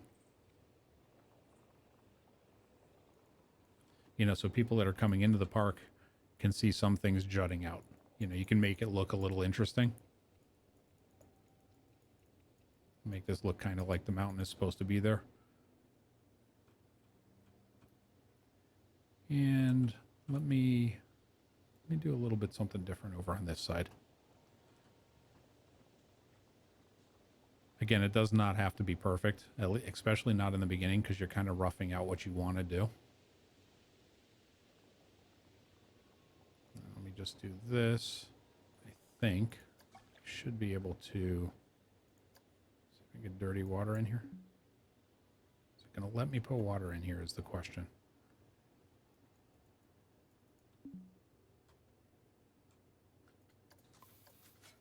Or am I going to have to push this? Because I'd really like to have water in this area.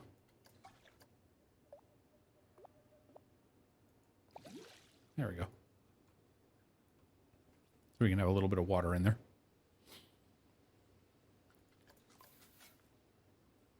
Hey, Fatar, welcome.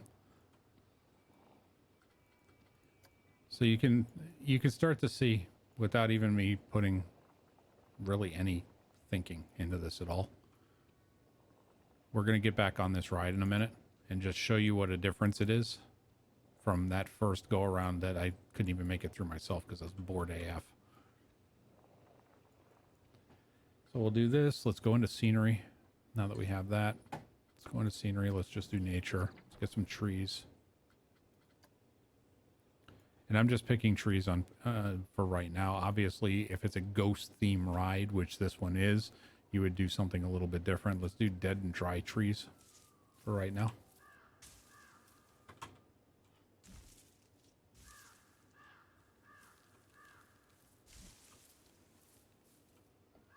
Let's put one kind of creepy over here, kind of overhanging.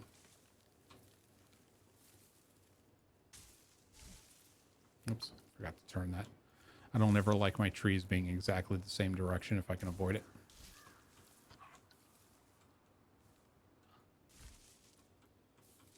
And what other dead trees? Here's some more. Here's a really cool, like, branching dead tree.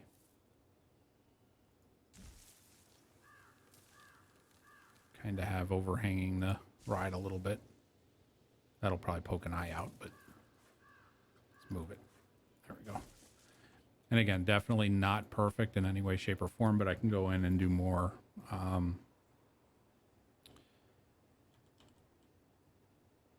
Let's do a spooky tree number 2. We can put him up here. Actually, where is the ride? It comes around, does a swooping thing around here. This is kind of a blind corner, so we can put the spooky tree around here.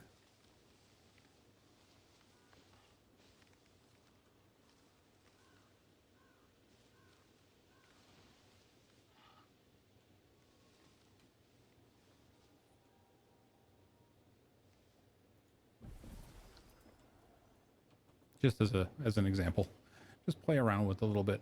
That's another spooky tree here. That's more of a smile. And kind of obscure a little bit of that entryway with having him there. Let's get some more dry trees.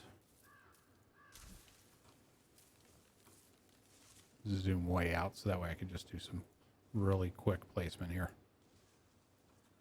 Because again, I just want to show what really, really quick, rough scenery does as far as making the game, or making the ride seem better. I'm not putting a lot of thought or planning into this in any way.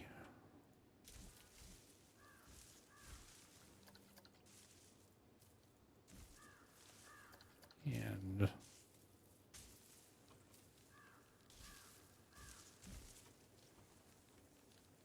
okay, and then we need, what kind of bushes do we have? Yeah, that kind of works.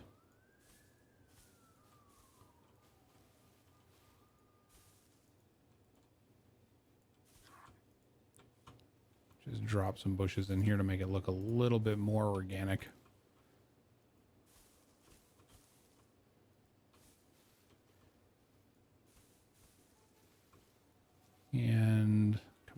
here.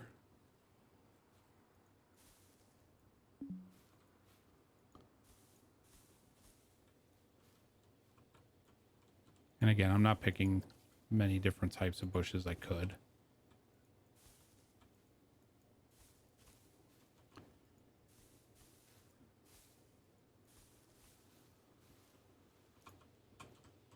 Set this over here.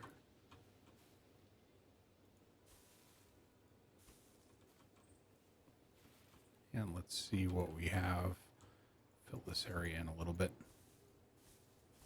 Should be like goblin, ghouls, and ghosts that you can stick around the right. I believe there are. Those are display sequencers, statues, and centerpieces. Where was the... So you can do actual full screens too, and actually broadcast movies. So if you do like effects and the like, you can actually have movies go through. So there are, see if I can find, it's a 4-meter wall panel, 2-meter lit. So it's like opening screen. There's a huge one, kind of like how the Harry Potter rides work in this that I'm not sure exactly where it is, but you can do really, really detailed stuff in here. Trying to find, is it in building? Don't know if it's in decorations or not. Let me look real quick. And again, as the game grows and you get more and more things to search for, it becomes a little bit harder to find. And a lot of that has to do with my lack of familiarity for tagging. So like you look here at the dragon lamp, just as one example, there is a fairy tale tag that I'm not familiar with. So what you could hypothetically do is like crypt. I could do spooky as the tag, and then I could do spooky, and it's going to find, you know, the shop fascia, the spooky candle, those types of things inside the building, and the rides too. So let me do all. Let's try and find spooky. So this is where, okay, colorable fire. Okay, colorable mist. Mist was what I was looking for before. Remember how I was saying that there was fog? It's actually called mist. So what I'll do is down here in this really shallow area, I'm going to put a mist dispenser.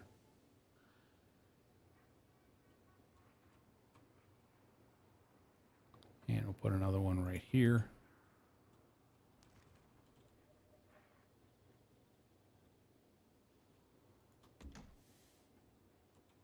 So I'll be able to adjust it. Hey, Bear Insanity, welcome.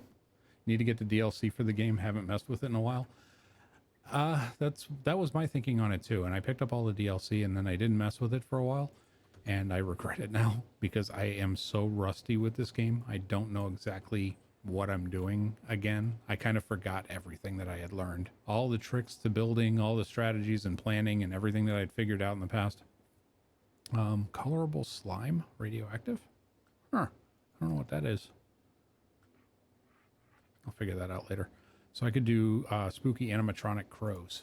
So we could do this. Let's put a... See if we can put a spooky animatronic crow. No, he's floating. I don't want him floating. I want him actually on the... Can I put him on here? I'm going to have to use the advanced movement tools.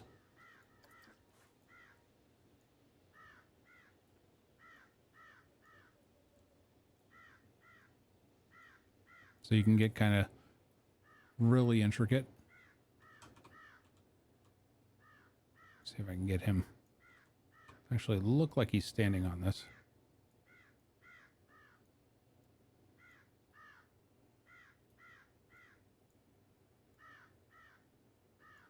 Yeah, that's going to be good enough.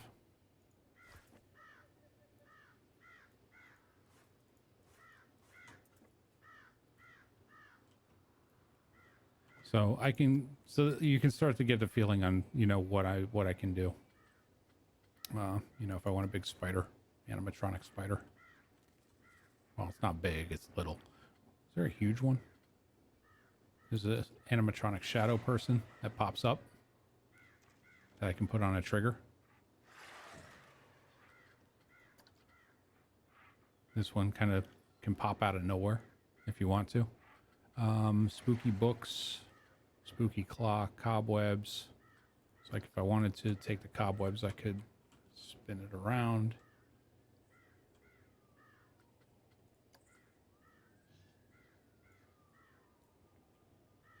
You know, just a little bit of work, a little bit of thinking.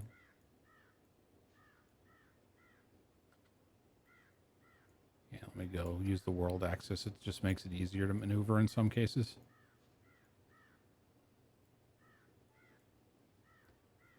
And let's get this rotated slightly differently.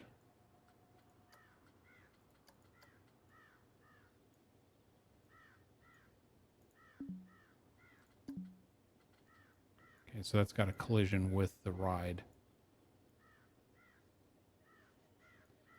If you notice the triangle piece, so it's not going to let me put that there exactly like that. So I'm just going to cancel it. But you could do a lot of different things. It's going very well, Bear.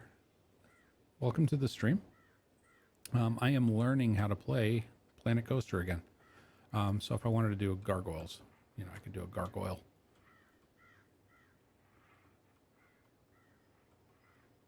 And I'm trying to think when the ride comes around. I could have him hanging there. Let's do this. Let's do gravestones instead.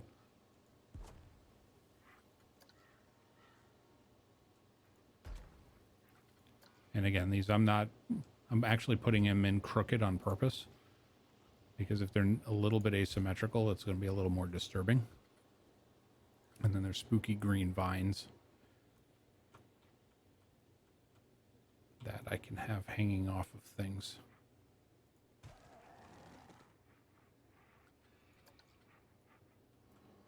Where is what other things to, oh, there we go. Spooky rat group, animatronic rats. So I can have rats running around. So as you were saying with the spooky pack earlier on, they do have them. They added in a bunch of stuff. And again, I don't really have a flat area for these guys to run in. I could do one rat.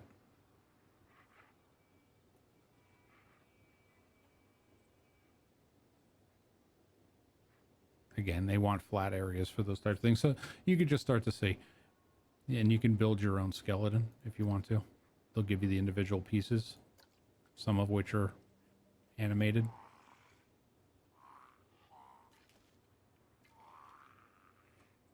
You know, so like if I wanted to, I could have him just sitting here. Spooky spider decorations, spooky wreaths, and then there's wall lights and the other things. And this is where, when you go into the entrance queue, you can also get the walls and such to decorate this entire area. But what we'll do is we'll do a test run. If you remember what I did before, you've debated on getting the DLC. You don't know. Play the game without it first would be my recommendation. See if you like it, start playing with it. And if you see that something's lacking, like if you want to do more spooky area and you don't have enough, you know, enough things to do, look at the workshop. If there's not enough there, then look at DLC. That's what I do anyway. Let's do a test run now that we've seen that the game's different. You know, that now that we've done a little decorating, because this ride was pretty boring when we first started. And again, I don't have lighting, I don't have triggers, I don't have anything.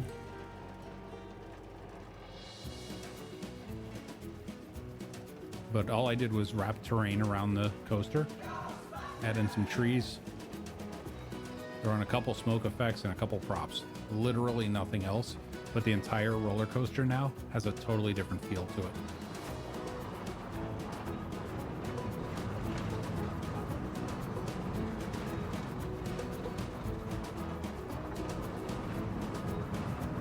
See, if you notice, it feels better because of that. And that wasn't a lot of work. I didn't put a lot of time into it. You'd get all the DLC, go crazy, download scary stuff from the workshop right off the bat. Yeah, well, that's part of the fun in the game. The thing that I like on the workshop is getting ideas and then seeing if I can make them. Because this is a Lego set. This is, you know, for people to create with. So you can see that this ride that was super, super boring, it's still slow. It's still a kid's ride, but it made a whole different experience. You know, and I could also, if I wanted to, where is the, so I can change the track color. I can change the operator color. There's the acoustic arrangement for Ghostbusters, or I could just, here, let's do this one.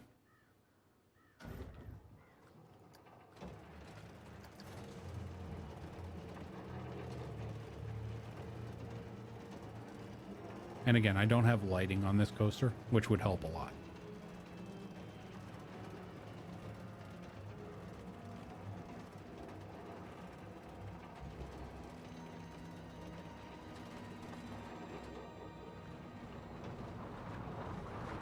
The music is really quiet.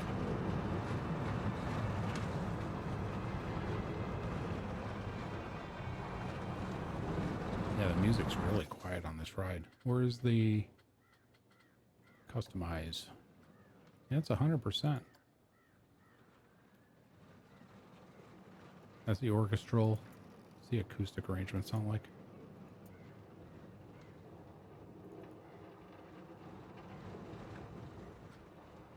Do I actually have to be on the ride to hear it?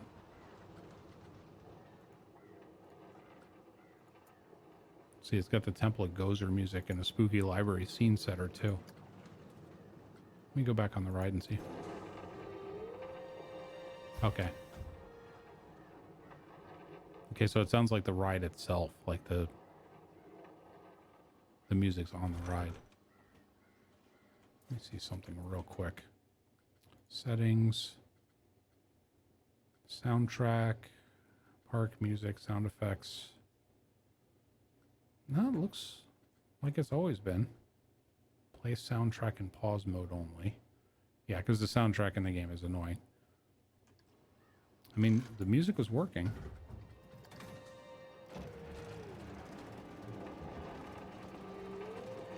It's just really quiet. I don't know if you guys can even hear it. It's basically the library music from the first Ghostbusters.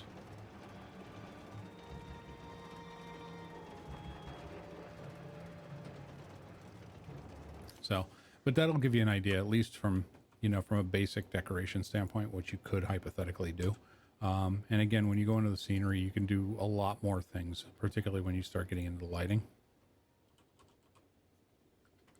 to make things even better. So like the colorable area light that I had done before. We can go over here where this fog is.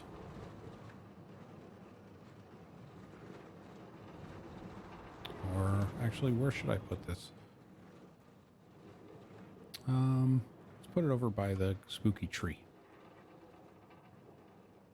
Put it by the spooky tree, and then we can go in here in the lighting. Make it green. Make it kind of creepy. The theme is louder than the other music. It's very strange. So if I wanted to, I could put the spooky tree there and then the mist. This is the Ghostbusters Mist Large. Not sure what that is. It's on a loop. Oh, okay, man, that's a huge... Now that mist is actually the best one I've seen. So hypothetically, if I bring this up to about here...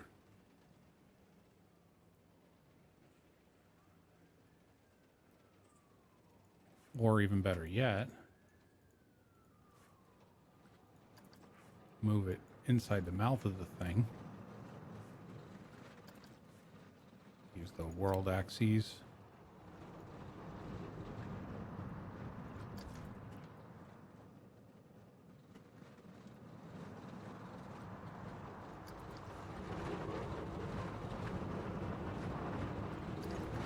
So you can start to see how you can get the mist, and I can always color the mist too.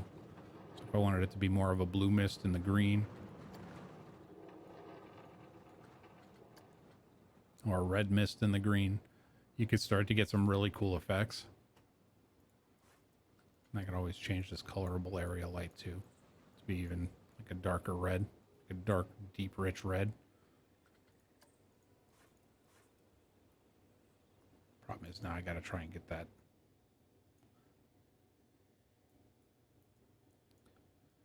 I thought there was a way that I could select that trigger, like that mist, without moving him. I think I'm going to have to move him.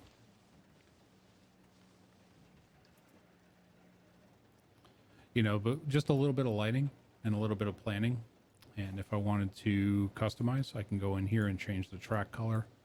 Let's go with like a black. Let's go with a purple. And then this will be black for the posts.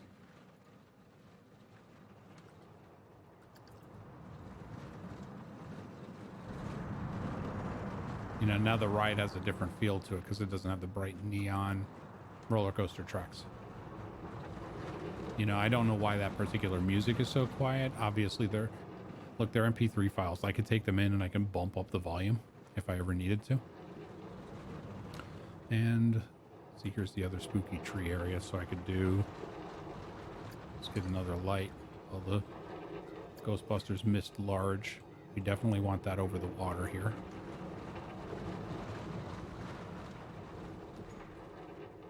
This is gonna make it a lot spookier. Just put a lot of mist in this whole park. Or in this whole ride anyway, because it's a scary ride.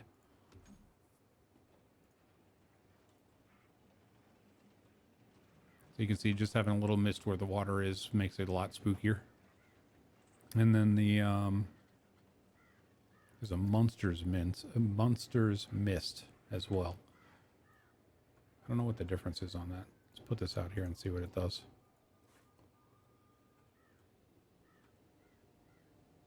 Okay, so it's like a more gradual green. Not exactly what I'm looking for. So let's go for the lights. That is a dragon lamp, a cottage lamp. Is there anything that's kind of spooky looking lights? I mean, they've got the torch brackets. So, I mean, we could hypothetically, if we ever set this thing up to have like a whole entryway, there's like the monsters candles.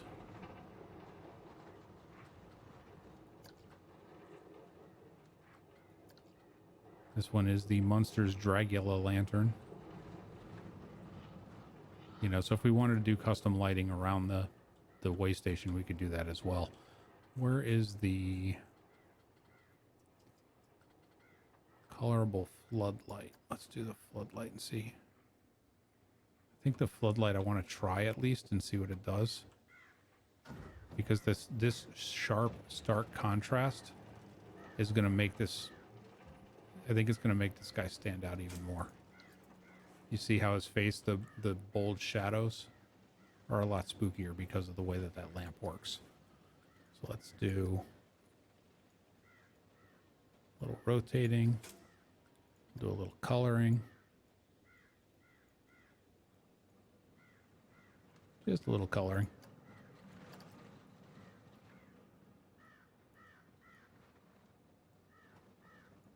And then I wonder...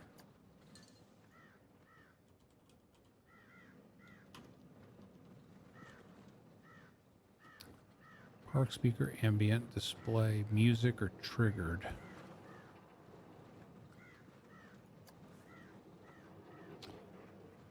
Put that here. Okay, so this will be when things happen. I can do skeleton laugh.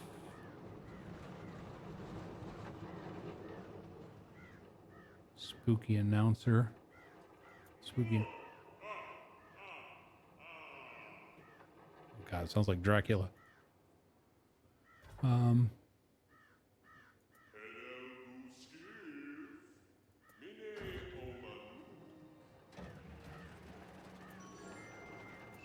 So what this is basically, I'm just going to find a ha ha ha. It sounds stupid, but so I could do that with the volume 100%.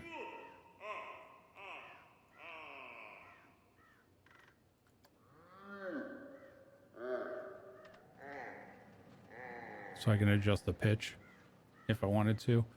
And then let's just color it with a little bit of green, because why not? And then we can take this and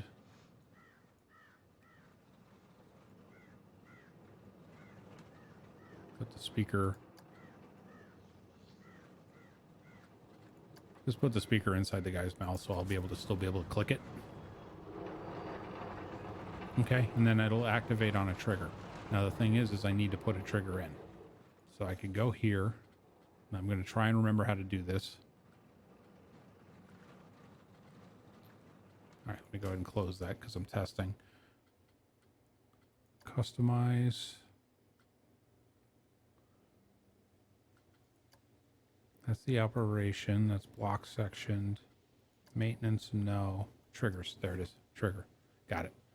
So make a trigger sequence. Add a trigger. I'm going to bring this around backwards. So essentially, what I want to do is put a trigger right here. And that's trigger. It's trigger 1 just because it's the first one I'm placing. Connect an object to the trigger, and I can connect this. And I want to connect that light too, or that speaker. Okay, so I got the speaker and the floodlight. Confirm. Okay. So now the light is off and he's not there. And then where is my triggers? Edit the trigger sequence. Trigger 1. Okay, so this is supposed to go on for 5 seconds. Let's put this on for 5 seconds too. Okay, now let's go on the ride. See if that actually works. All right, Fatar. I hope you have fun. I love this game so much.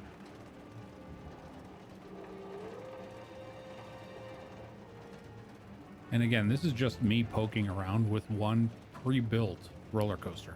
This coaster I did not build. I just placed it, but I'm having fun just messing around with the scenery. And not even try-harding on the scenery either. Just literally screwing around with the scenery.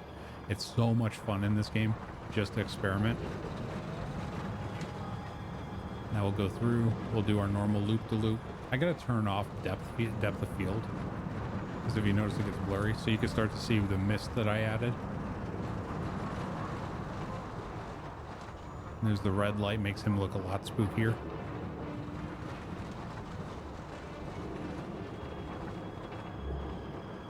And this is where we'll see coming up where the trigger actually comes in. Except it didn't work, chat. Oh, okay, it did work. It was the delay. Okay, so I set it up wrong. I need to go back to triggers, edit the sequence. So this is 5-second delay to start. So I need to, got it. Okay, I screwed up. This is supposed to be 0. This is supposed to be 0.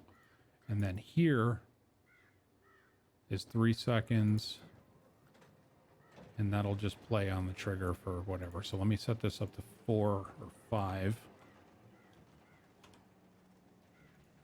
And this is, I just want to show you guys some examples on where the really cool customization part comes in. And actually, can I go into my settings real quick and get rid of my depth of field? Because that is making everything very difficult to see.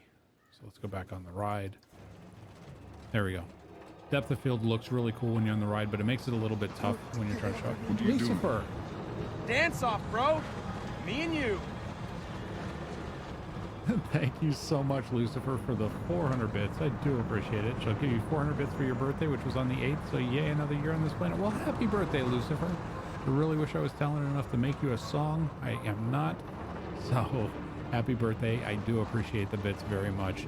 I think the gifts are supposed to go the other way, though. I think people are supposed to buy you stuff. I do appreciate it. So see, now you set the trigger up, and he laughs and the light comes on, and the light will shut off so that when the next car comes by.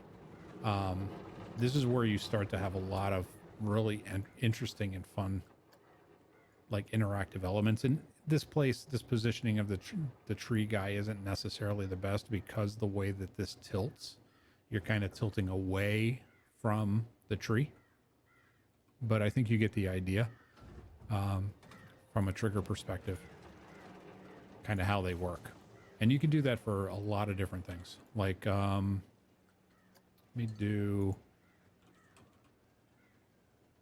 me see if there is something that's kind of spectacular. Waterfall splash large. Nope. Water spout large. That might be good.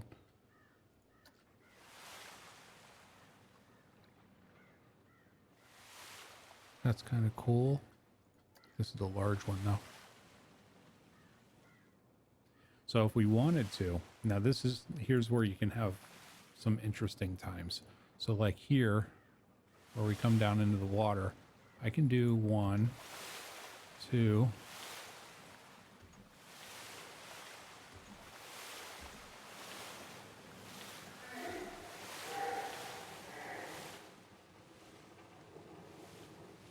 So you have the laugh and the light go on.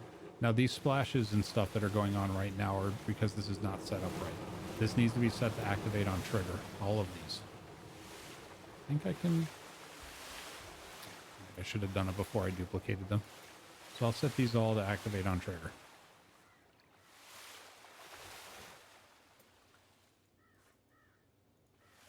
Okay. So that way these aren't going to actually go until the trigger happens. So what I want to do is go back to the ride. Let's go to the triggers, edit the trigger sequence. I'll add another one. This will be number 2. What we'll do is right around here, I think right around there will probably be good. We will connect the objects to the trigger. And I'm going to connect all of those. I'm going to connect all of those. So we have, this is the first one, will happen at 0-second delay. This is the second one, which will be, let's do, just for the sake of curiosity or the experimentation, let's do a 0.5-second split between all of them, because this roller coaster does not move quick. Hey, Lady to Winner, welcome. So since this roller coaster doesn't move very quick, let's see if this splash actually works.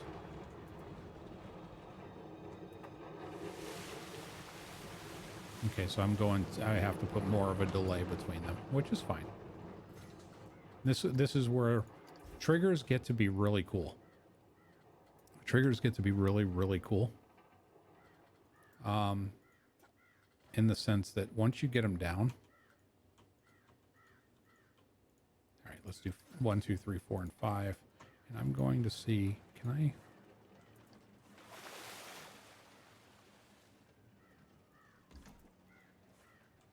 Want to lower these into the water so you can't see them quite as easily.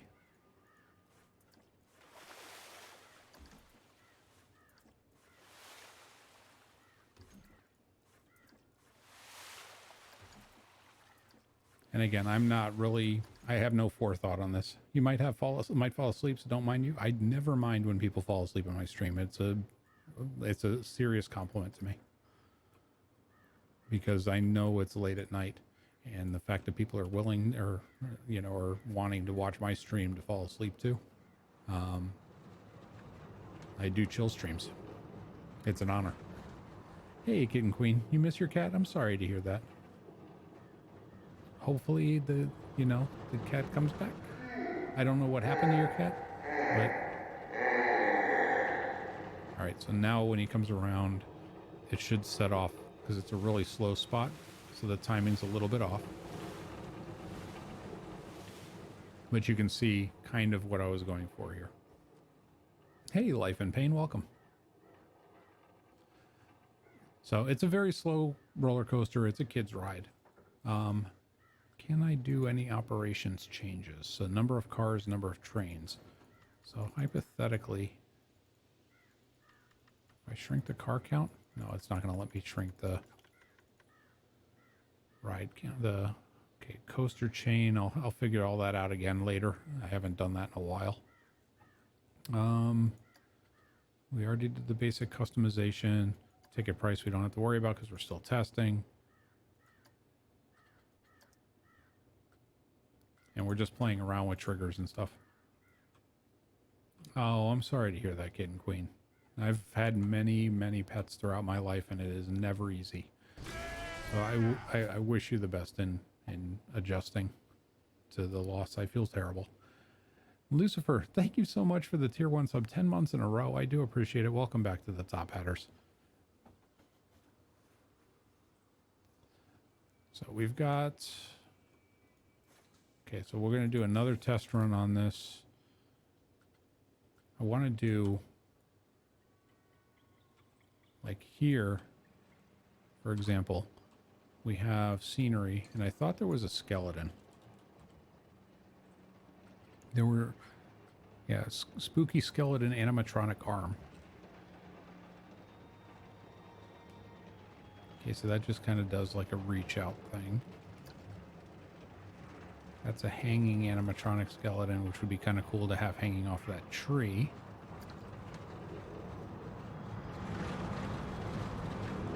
That arm's a little different. How about this? We could just have this guy kind of hanging out of the...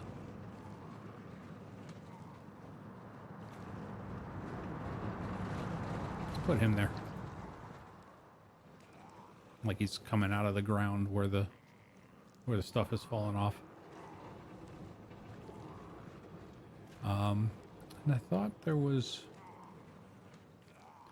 Now there was a sound. Let me get my speaker. And this will be my triggered park speaker,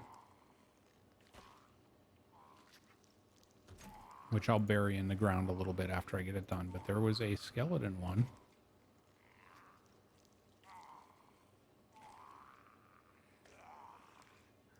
Thought there was a skeleton one. Supernatural whispers, spooky guillotine, scurrying rats. So there's a lot of really cool... Like, these are all the ones that are built into the pack. So there's a skeleton laugh.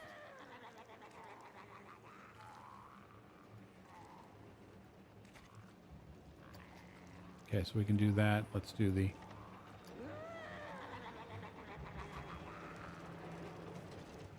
Okay, and we'll do a move on this. See if we can hide it behind the tombstone.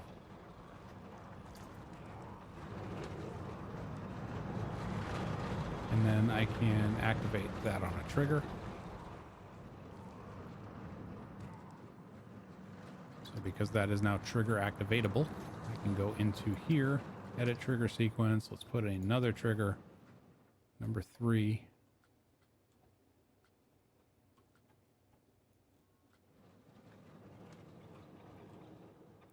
Let's put this over here, where we'll have our skeleton laughing when people come by here.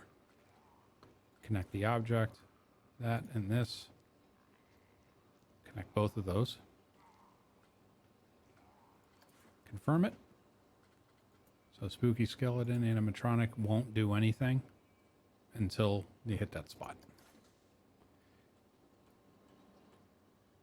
And then I can do... Am I interested in story games like a Plague Tale? Yes, I am. I have done story games before. Plague Tale was one of them on my list that I wanted to do. The thing is that since my surgery, my timing and my scheduling has been a little less predictable. And because of that, for a story game, I want to make sure that, you know, people can count on me being on, you know, certain days, so that way they don't miss a part of the story. So I've kind of stepped away from them a little bit, just temporarily until I can get my schedule sorted. So you get your little skeleton laugh and he starts moving. That's the only reason I'm going more towards the sim games now, at least for right now. It's just temporary until I kind of get things sorted out. My shoulder's better, my neck is improving. It's only a matter of time before my schedule will be back to predictable. So now we got this, get the tree, turns red. So you can start to see with the triggers this is where the rides start, where the magic starts to happen.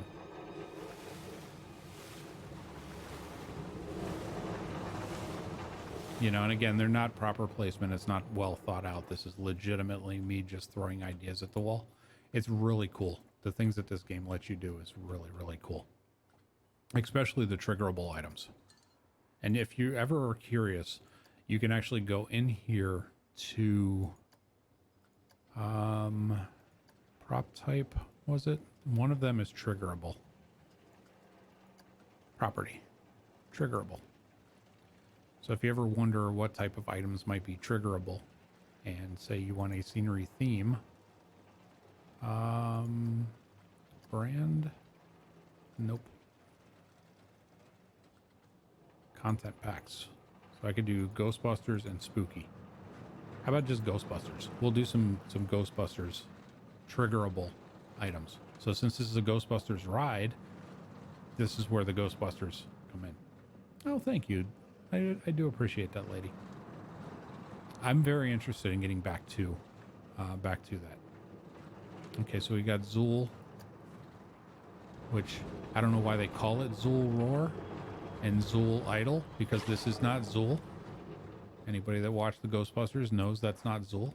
It's either the Keymaster or the Gatekeeper.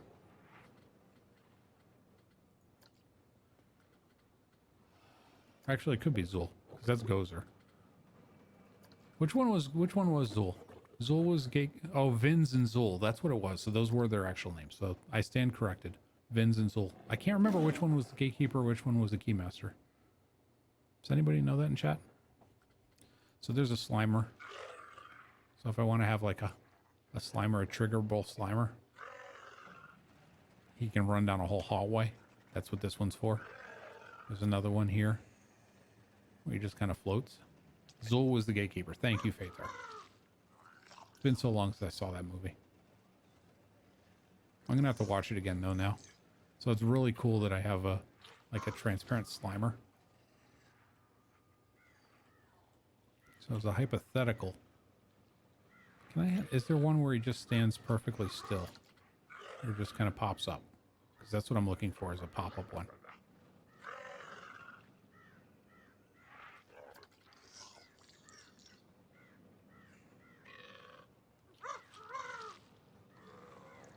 I guess if these are triggerable, stay active until shot. Okay, so these are the target. So if he's deactivated. Okay, so he just pops up. Okay, so I could, it's a shooting ride prop, but I'm wondering if I can use it for something else. Because I want to have him pop up. I want to have him pop up on the ride, like right in the middle of the... So let's see. It's not designed for a roller coaster. It's designed for a shooting ride. But I want to see if I can have him actually pop up in the track. Nope, he's going to be obscured. Now that quote I remember getting. Somebody asks you if you're a god, you say yes.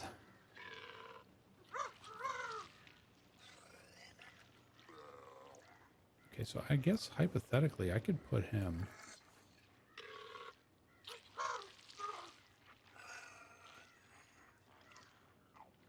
I want to try and find a good spot that's close to the track.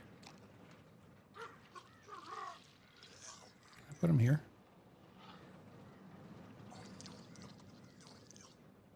Oh, I can have him in the track. I just can't have the emitter there. This might work. This might work.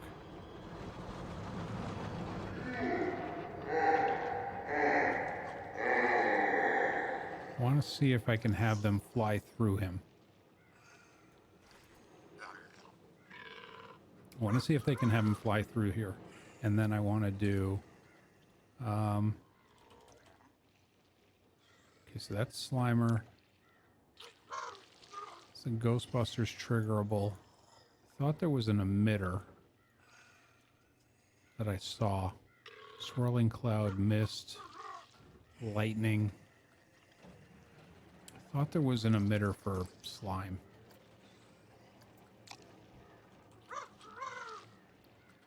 Slime blobs.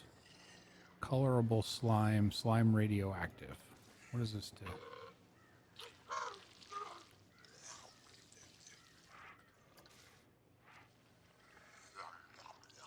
Alright, so I'm going to need to have like radioactive slime if I want to have him.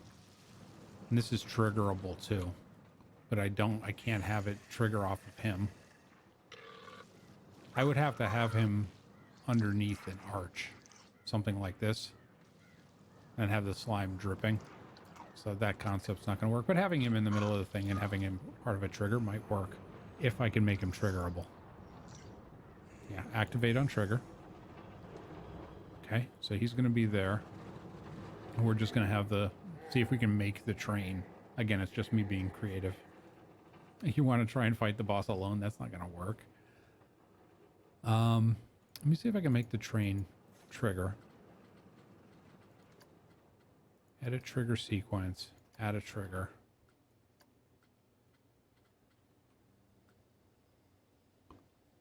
Where did I put him? Oh, he's right there.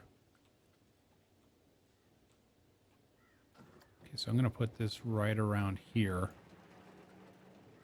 And then connect an object. And connect that. Confirm. Okay, and then Slimer 3 is going to play for 3 seconds. No, let's make it 5. Because this train moves a little bit slow. Okay, and we'll go back on the ride. Let's see if Slimer's going to pop out in front of us. I love that. You get the skeleton laughing at you.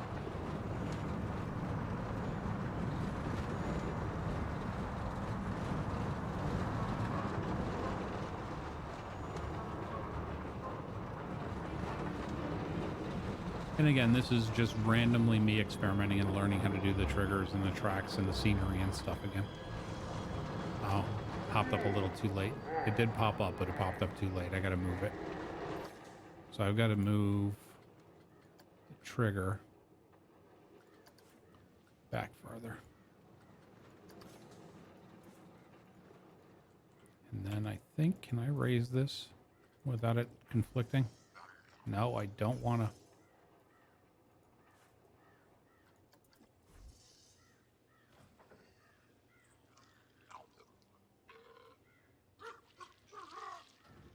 I'm not going to be able to see him. I'm not going to be able to see him because of the train, the big head on the train. So I'm just going to move him over a little bit to the side. And then I will rotate him. So that way at least he'll be visible. Yeah, let's go back on here. You see the big Slimer head on the front of this train. Makes it hard to see stuff coming up in front of you.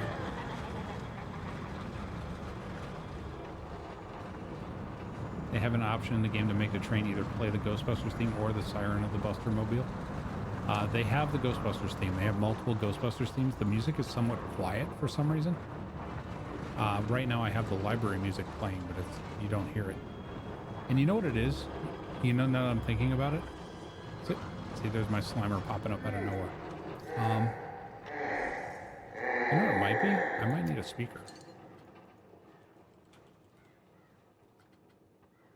Not an ambient speaker, not a display speaker. It's a music speaker. Will this play the music for the ride? Or will I have to manually select music? One way to find out, right, chat? It's goblins and gobstoppers.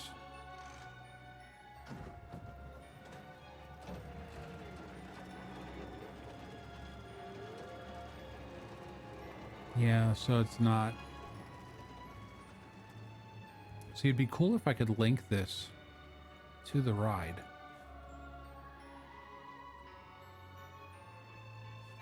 Let me get rid of that. This is a display.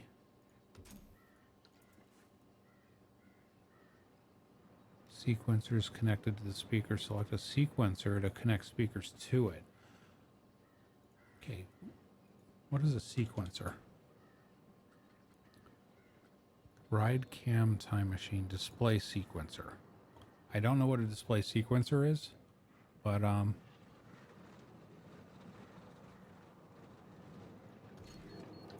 let's see. Add display groups and add a triggerable object in each group. Okay, so music speakers connected. Set display schedule. Okay, so this is kind of like a this is interesting. I wonder if there's a way looping and or trigger. Continuous activation.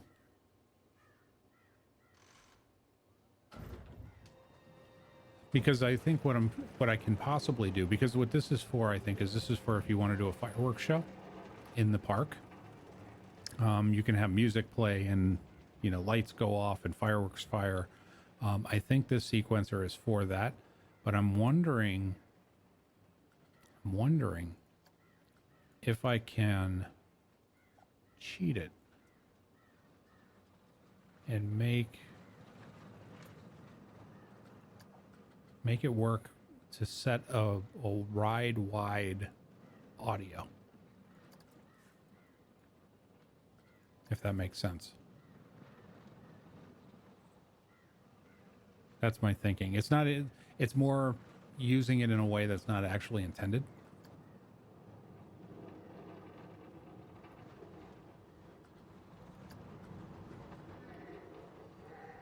Okay, this was a...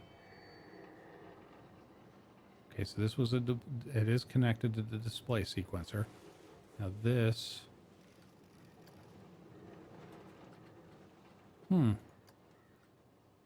Again, I've never done this before, so I'm not sure exactly what I'm doing. I'm trying to figure this out.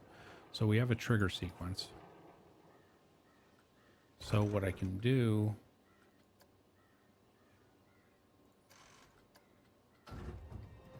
Add a new display group at 0 seconds. Connect objects. Okay, so that's just for triggerable scenery. Okay, so that's if I wanted to do scenery to happen. Okay, so this is the display schedule. Don't want to display on a trigger. I want it to be continuously activated. Move display camera with sequencer. No. I'll have to research this and see how this exactly functions. Because there is definitely a way to link this. There's a way to play the music. Display sequencer allows you to trigger multiple objects and events by schedule or from a single ride or roller coaster trigger. So if I did, let's do this. Let's go here, trigger, edit trigger sequence, add one here. This will be 5, so I'm going to put this at the very beginning of the track.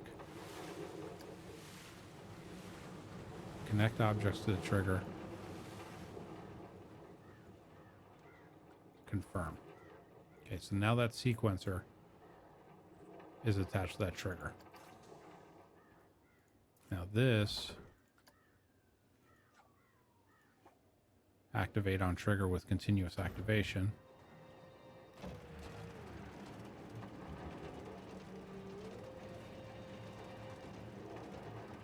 Is there a way to set the volume on the music, maybe? Okay, so audio.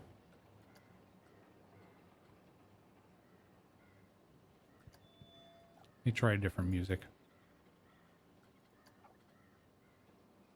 Which one was it? The acoustic that we had playing before?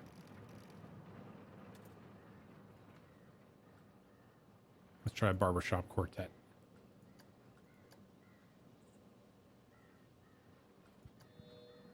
Turn that off from trigger for right now. Continuous activation. It's very interesting. So I'm going to have to learn a little bit more on how this works. Because I would think that I have it set up right. says to have custom music, it must be MP3 or OGG and link it. Yeah, I'm not using custom music. I'm using the music that's actually in the game already. These are the default, like the Pirate Shantytown. Except it's not playing because for some reason it's not hitting this. It's not seeing the speaker, or the speaker's not working. Let me see if there's a different speaker. Hold on.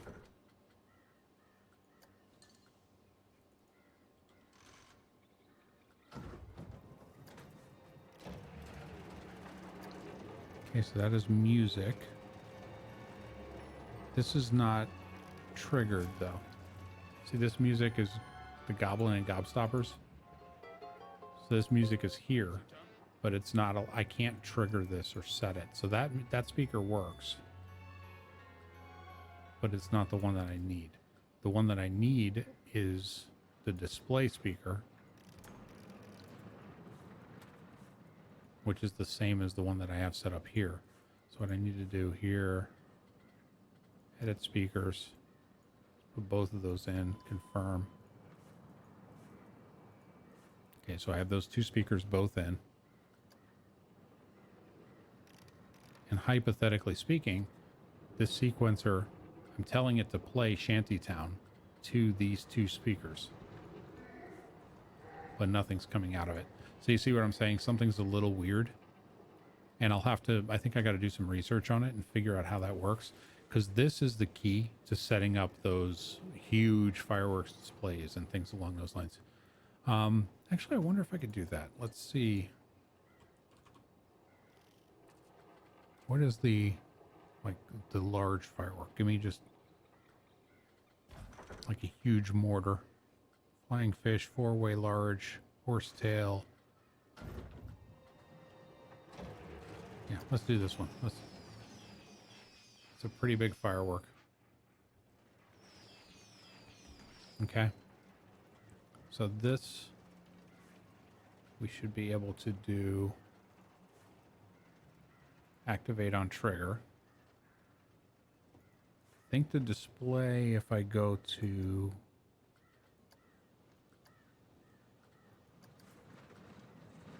add a display group, connect objects to group, confirm.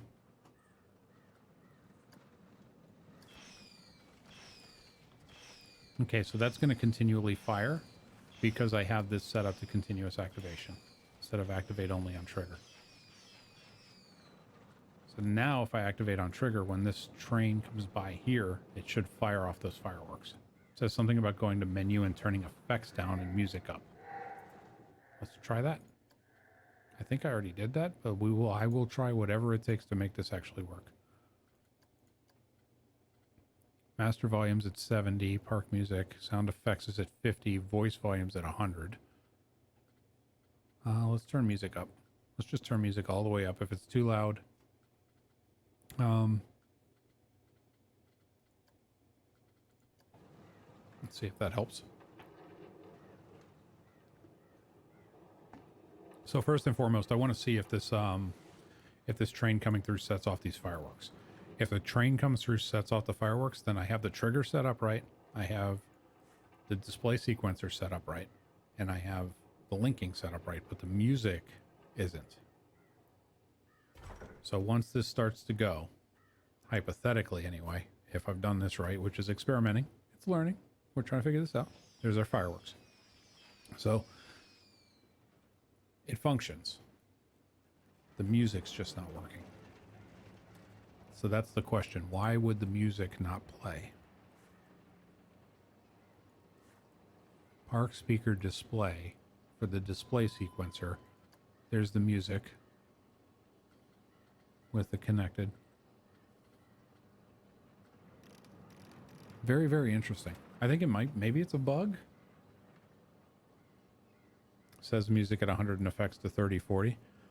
I'm not hearing any music, even when I'm right up on the speaker, though. And I've got my headphones in my ear turned up really freaking loud. I mean, I can hear this person cranking away, and I have the effects volume down relatively low. So I'm just gonna have to figure that out later. But that's I think that's a cool concept. I think display sequencer has a lot of potential in it, especially when you can link it to fireworks and you can link it to other objects. My assumption would be is that we can go into anything triggerable. And what was it? Property triggerable. And potentially link everything that's triggerable to like anything that's triggerable, like the let's see what else we have. We have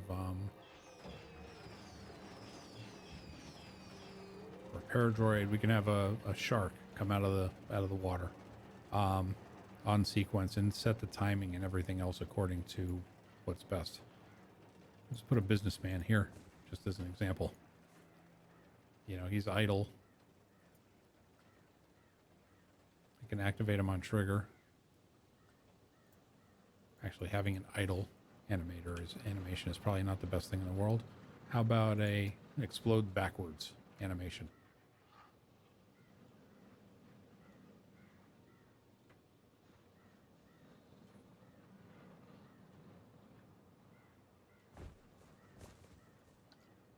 Okay. And let me see if I can get this moved up just a touch.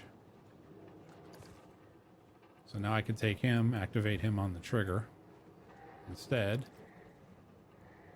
And then based off of this sequencer, hypothetically speaking, I should be able to go edit the trigger sequence. This is the main display group, the first display group. Connect this object to it as well. Let's just make sure both are there. Oops. Looks like actually when I went in here, I got this in twice. So let's go ahead and delete that. So now when this car goes away, the guy should fly back too. So I understand, I've got a pretty good grasp on how this works. Yeah, if the music could work to make the fireworks sync to the music and shoot to the beat or blow up to it. That's the point, Lucifer, I think, of this, is that it's supposed to replicate a Disney fireworks show, or even what they're doing in Universal now in the Harry Potter land. It's where you can project, you know, stuff on screens and have everything explode at the right times, and you know, and that type of thing. I think that's the whole point of having the display sequencer, because you're essentially building a display. So if I wanted to, hypothetically, I should be able to, with the sequencer, go into the trigger sequence. Let me see if I can expand it. So say the stuntman, I want him to blow up a second later. You know, I can do all of that timing and all that spacing based off of just that particular trigger and have it all work. You know what I mean? So I think theoretically that's what it's for, but it seems kind of weird that the music doesn't work. That's bothering me a lot, because that's, to me, that's kind of half the point. It would be silly for them to release this with that not functioning. So I'm missing something, and I'm not sure what. So it's really curious, but we'll get into that sometime later. There's my 1 second delay to the guy exploding. So it's really, I think that would solve my problem with the mystery of, yeah, or with the music that I want to do in here, but I haven't quite figured it out yet. Does that make sense? Yes, I know what my profit level is. It doesn't freaking matter. So what else can we do in here that we haven't done yet? Let's see. That's the small baby coaster that we did. That's the Ghost Steam Workshop one. What other cool add-on like DLC stuff did they do? They had where's the track rides? Thought they had a, this is the interactive shooting ride. This is the one that has the quick draw. That's the Ghostbusters one, or at least the one that has a Ghostbusters theme in it. And then there's a Monsters, there it is, interactive shooting ride, the Ghostbusters experience. So you have to, you build it and you set up your decorations, you drive around a little Ecto-1. So it's kind of cool. And what other rides do they have? Because I know they've added a ton of like normal theme park rides. Like the, you know, the classic Charoplane. Oh, it's like a space shuttle now? Come on, give me a place to put this. Thank you. It's Blackout 1. So they actually have a space shuttle version of the pirate coaster, or the pirate ship. That's kind of cool. As far as customization, what can you do? Obviously, they got music.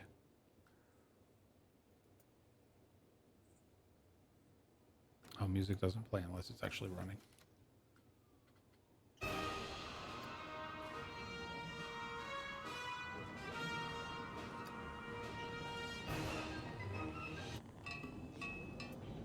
So yeah, all the music seems to work. Let me see if the Star Wars, or the Star Wars, what am I thinking? The Ghostbusters music functions.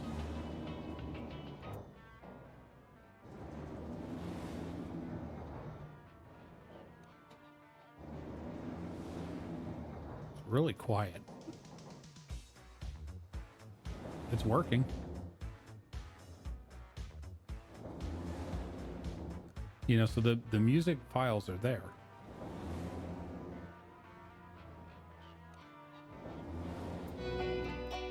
See how loud the acoustic arrangement is compared to the regular?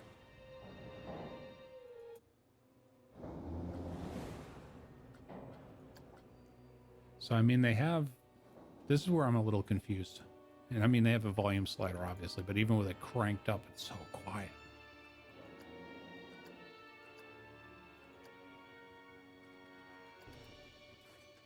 Get rid of that. So, now that this ride is in, let's do a path. Why not? Let's go ahead and let some people into the park. Get my length longer. Let's make this 30 feet wide. This is the main thoroughfare for this theme park that we're going to be working on here. And then we'll do, right, place entrance. I'm going to place the entrance by the front of the train. And place the exit by the back so people get out on the back.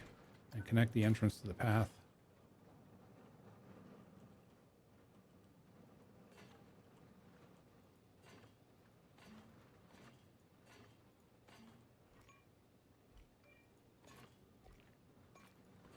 Okay, so we got the entrance there, and then we need just a normal path for the exit. There we go. That looks terrible. Perfect.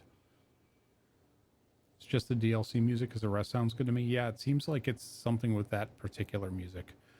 And what's cool is I can actually, with these paths, I could take this black and just make it look a little spookier.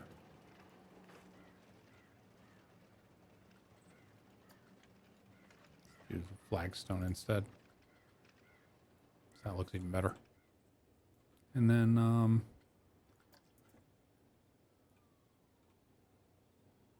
this is the worst queue in the history of queues, by the way. I just want to say that right now. That I'm going to have to adjust this a little bit, I think. Because this ride's going to be popular. Because it is literally the only ride in the park.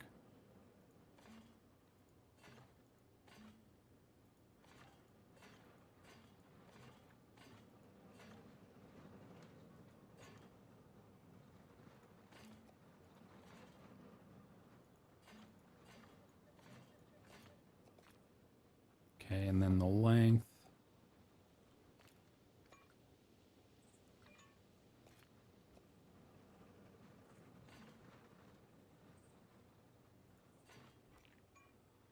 Damn it.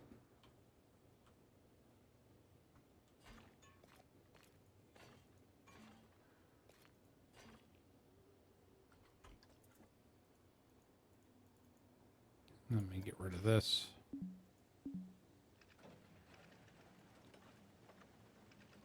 And then close the paths. Is the park open? Oh, I gotta open the ride. If I open the ride, people will show.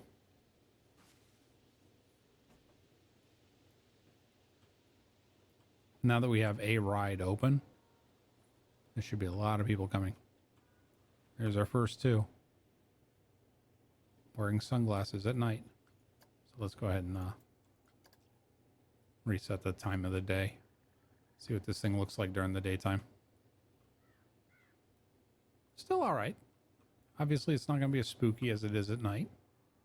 Not for an outside ride.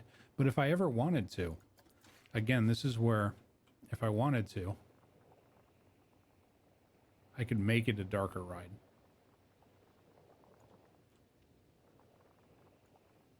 By Space Mountaining the son of a bitch. And just wrapping it all up.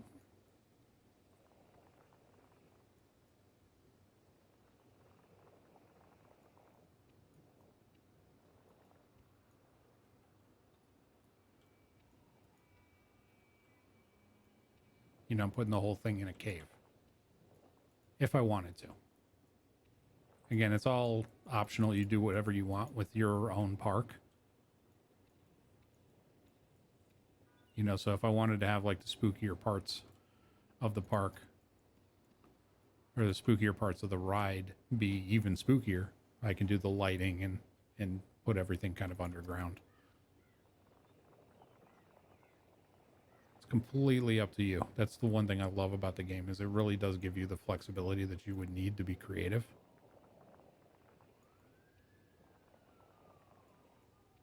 You know, and that tree, like, for example, I don't want that tree to be affected, so I'm just going to bring it up higher over here.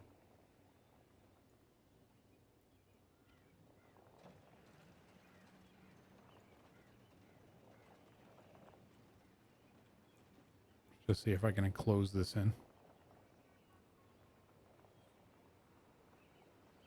And again, if anything, it helps with the immersion too, because when you're on the ride, then you feel like you're not in the middle of a theme park. Because it's supposed to be a scary ride, or scarier ride. It's ghost related, you know. If you want to have little areas that the sun can peek in.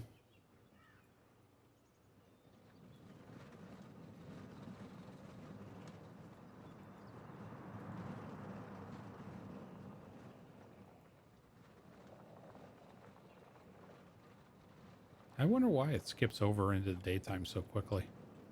Probably because my work hours, or my operating hours for the park. I never checked that to see what it was set to.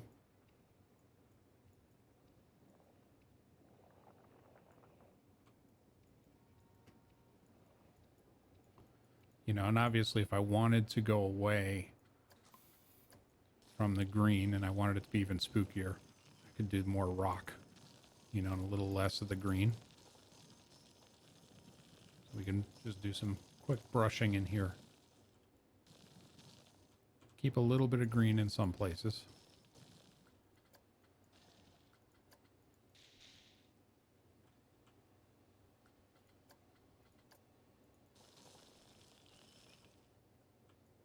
Just make it feel a little more dead.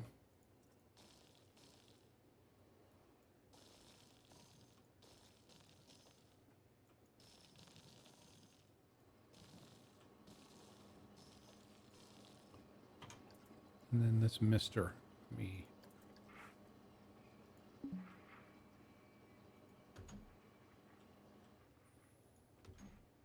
Just want to add more mist in the ride.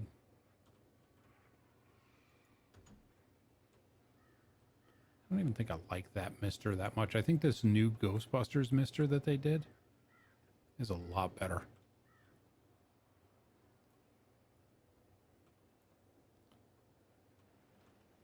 So we're getting a little bit... Okay, so we got actually people on the ride now.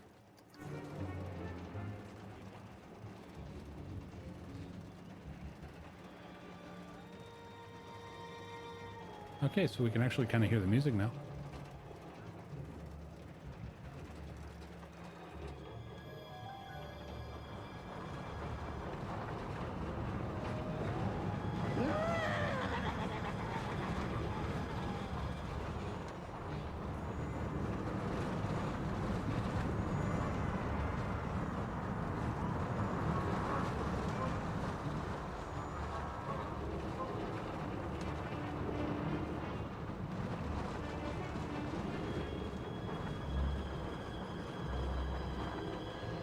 So it kind of changes the whole feel of it when you start enclosing it in.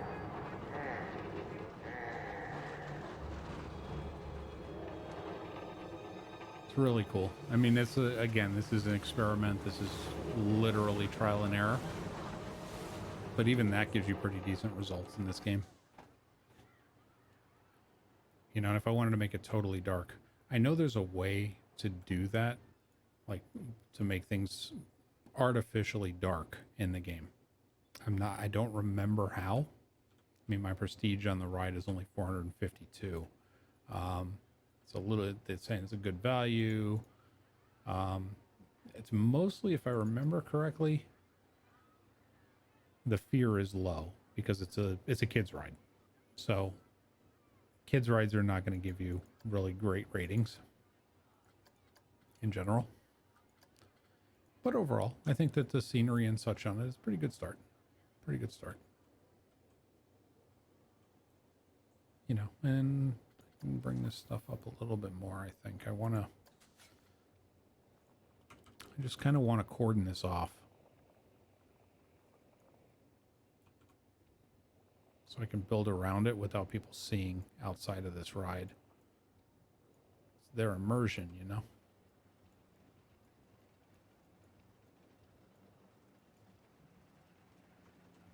Nope, don't want that there.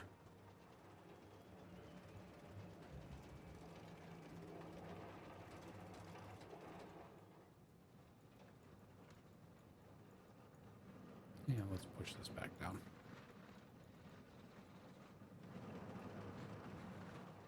It's getting there. It's definitely getting there. It's not where I want it to be exactly.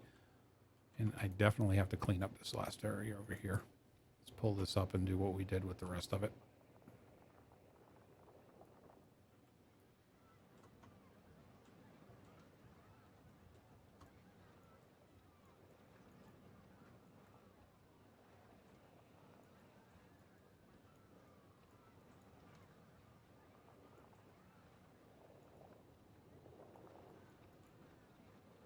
And we can always incorporate the queue.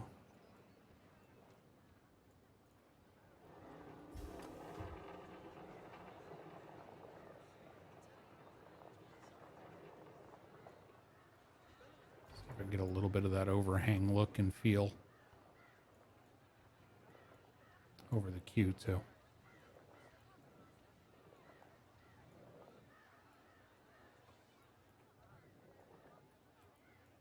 And again, my brush is a little bit larger than I normally would do because I'm just kind of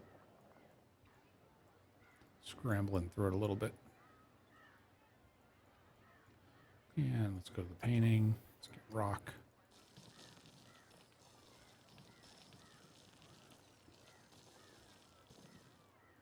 Just make it feel a little more dead.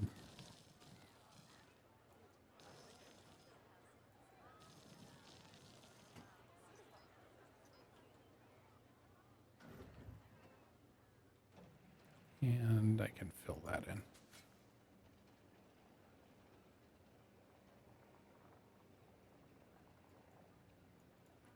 Okay. There's our starting point. Not perfect. Not ideal. But it's an experiment. And we could always just start shaping things in if we wanted to.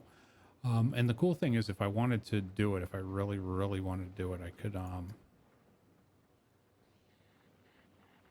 could build up here. I could put a restaurant up here or something.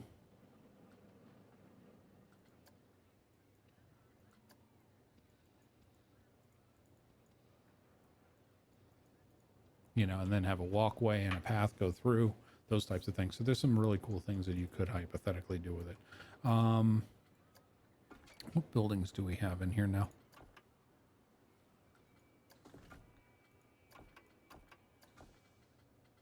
Close that. Shops and facilities. I never took a real good look at the new shops and facilities that they added in here. Because they added hotels now too. Oh, there's a ecto containment unit. Fairy Tale Market. Park entrance. Fairy Tale themed shops. There's like festive, Christmassy stuff. The Ghostbusters staff building facade. Oh, there we go.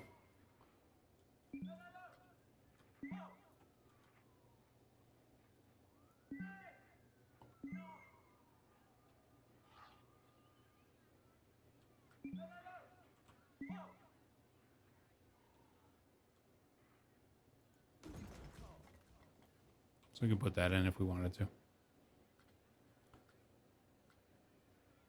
And a Stay Puft shop, obviously, because you need to have a store. Anytime you have a ride right by the exit, you need to have a store.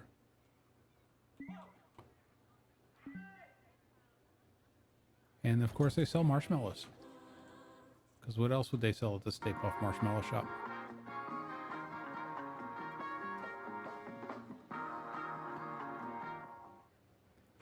So, on that note, I think this is probably where I'm going to leave the stream off tonight. I ran a little bit longer than normal because I started about 20 minutes late. So, go ahead and save this. Hope you guys enjoyed it. I will do my best to be back on tomorrow because I've missed so much time because of my travel, because I did go to Guardian Con this past weekend. I'm going to do what I can to try and make up that time. Best laid plans and all that. I can't promise that it'll happen, but I'm going to do what I can to see if I can make it happen for you guys. I want to thank everybody for coming out tonight. I do appreciate it a great deal. I really do. And let me see if I can find somebody that's on that is not going to scream your ass awake if you did happen to doze off to the stream tonight. Looks like Simfighter or Simcopter 1 is Simfighter. He's playing Team Fight Tactics, so I kind of got my words mixed up. Simcopter is playing Team Fight, and he's very quiet, very laid back type of a streamer, so I don't think he will be screaming in your ear and waking you up right now. So I'm going to go ahead and raid him. If you guys are interested, please check out my Discord, check out my Twitter, and if you haven't already yet, please hit the follow button, and you will be notified by all three of those channels when I am online. Hopefully, I can continue to provide good, entertaining, and relaxing, chill content. I usually try and stream from 1 to 4, Tuesdays, Thursdays, Saturdays, Sundays, but I will be trying to do that more often since I did go away to a convention. Thank you, everybody. Thank you, everybody, for coming out tonight. I do appreciate it so very much. Thank you for the bits, the tips, the subs. I do appreciate it. And most of all, thank you for your time. It is the most valuable thing that you have. You can't make more of it. You don't know when it's going to run out. And the fact that you're willing to spend a second of it with me means I got to work extra hard to earn it. Thank you so much, guys. You have a wonderful, wonderful night.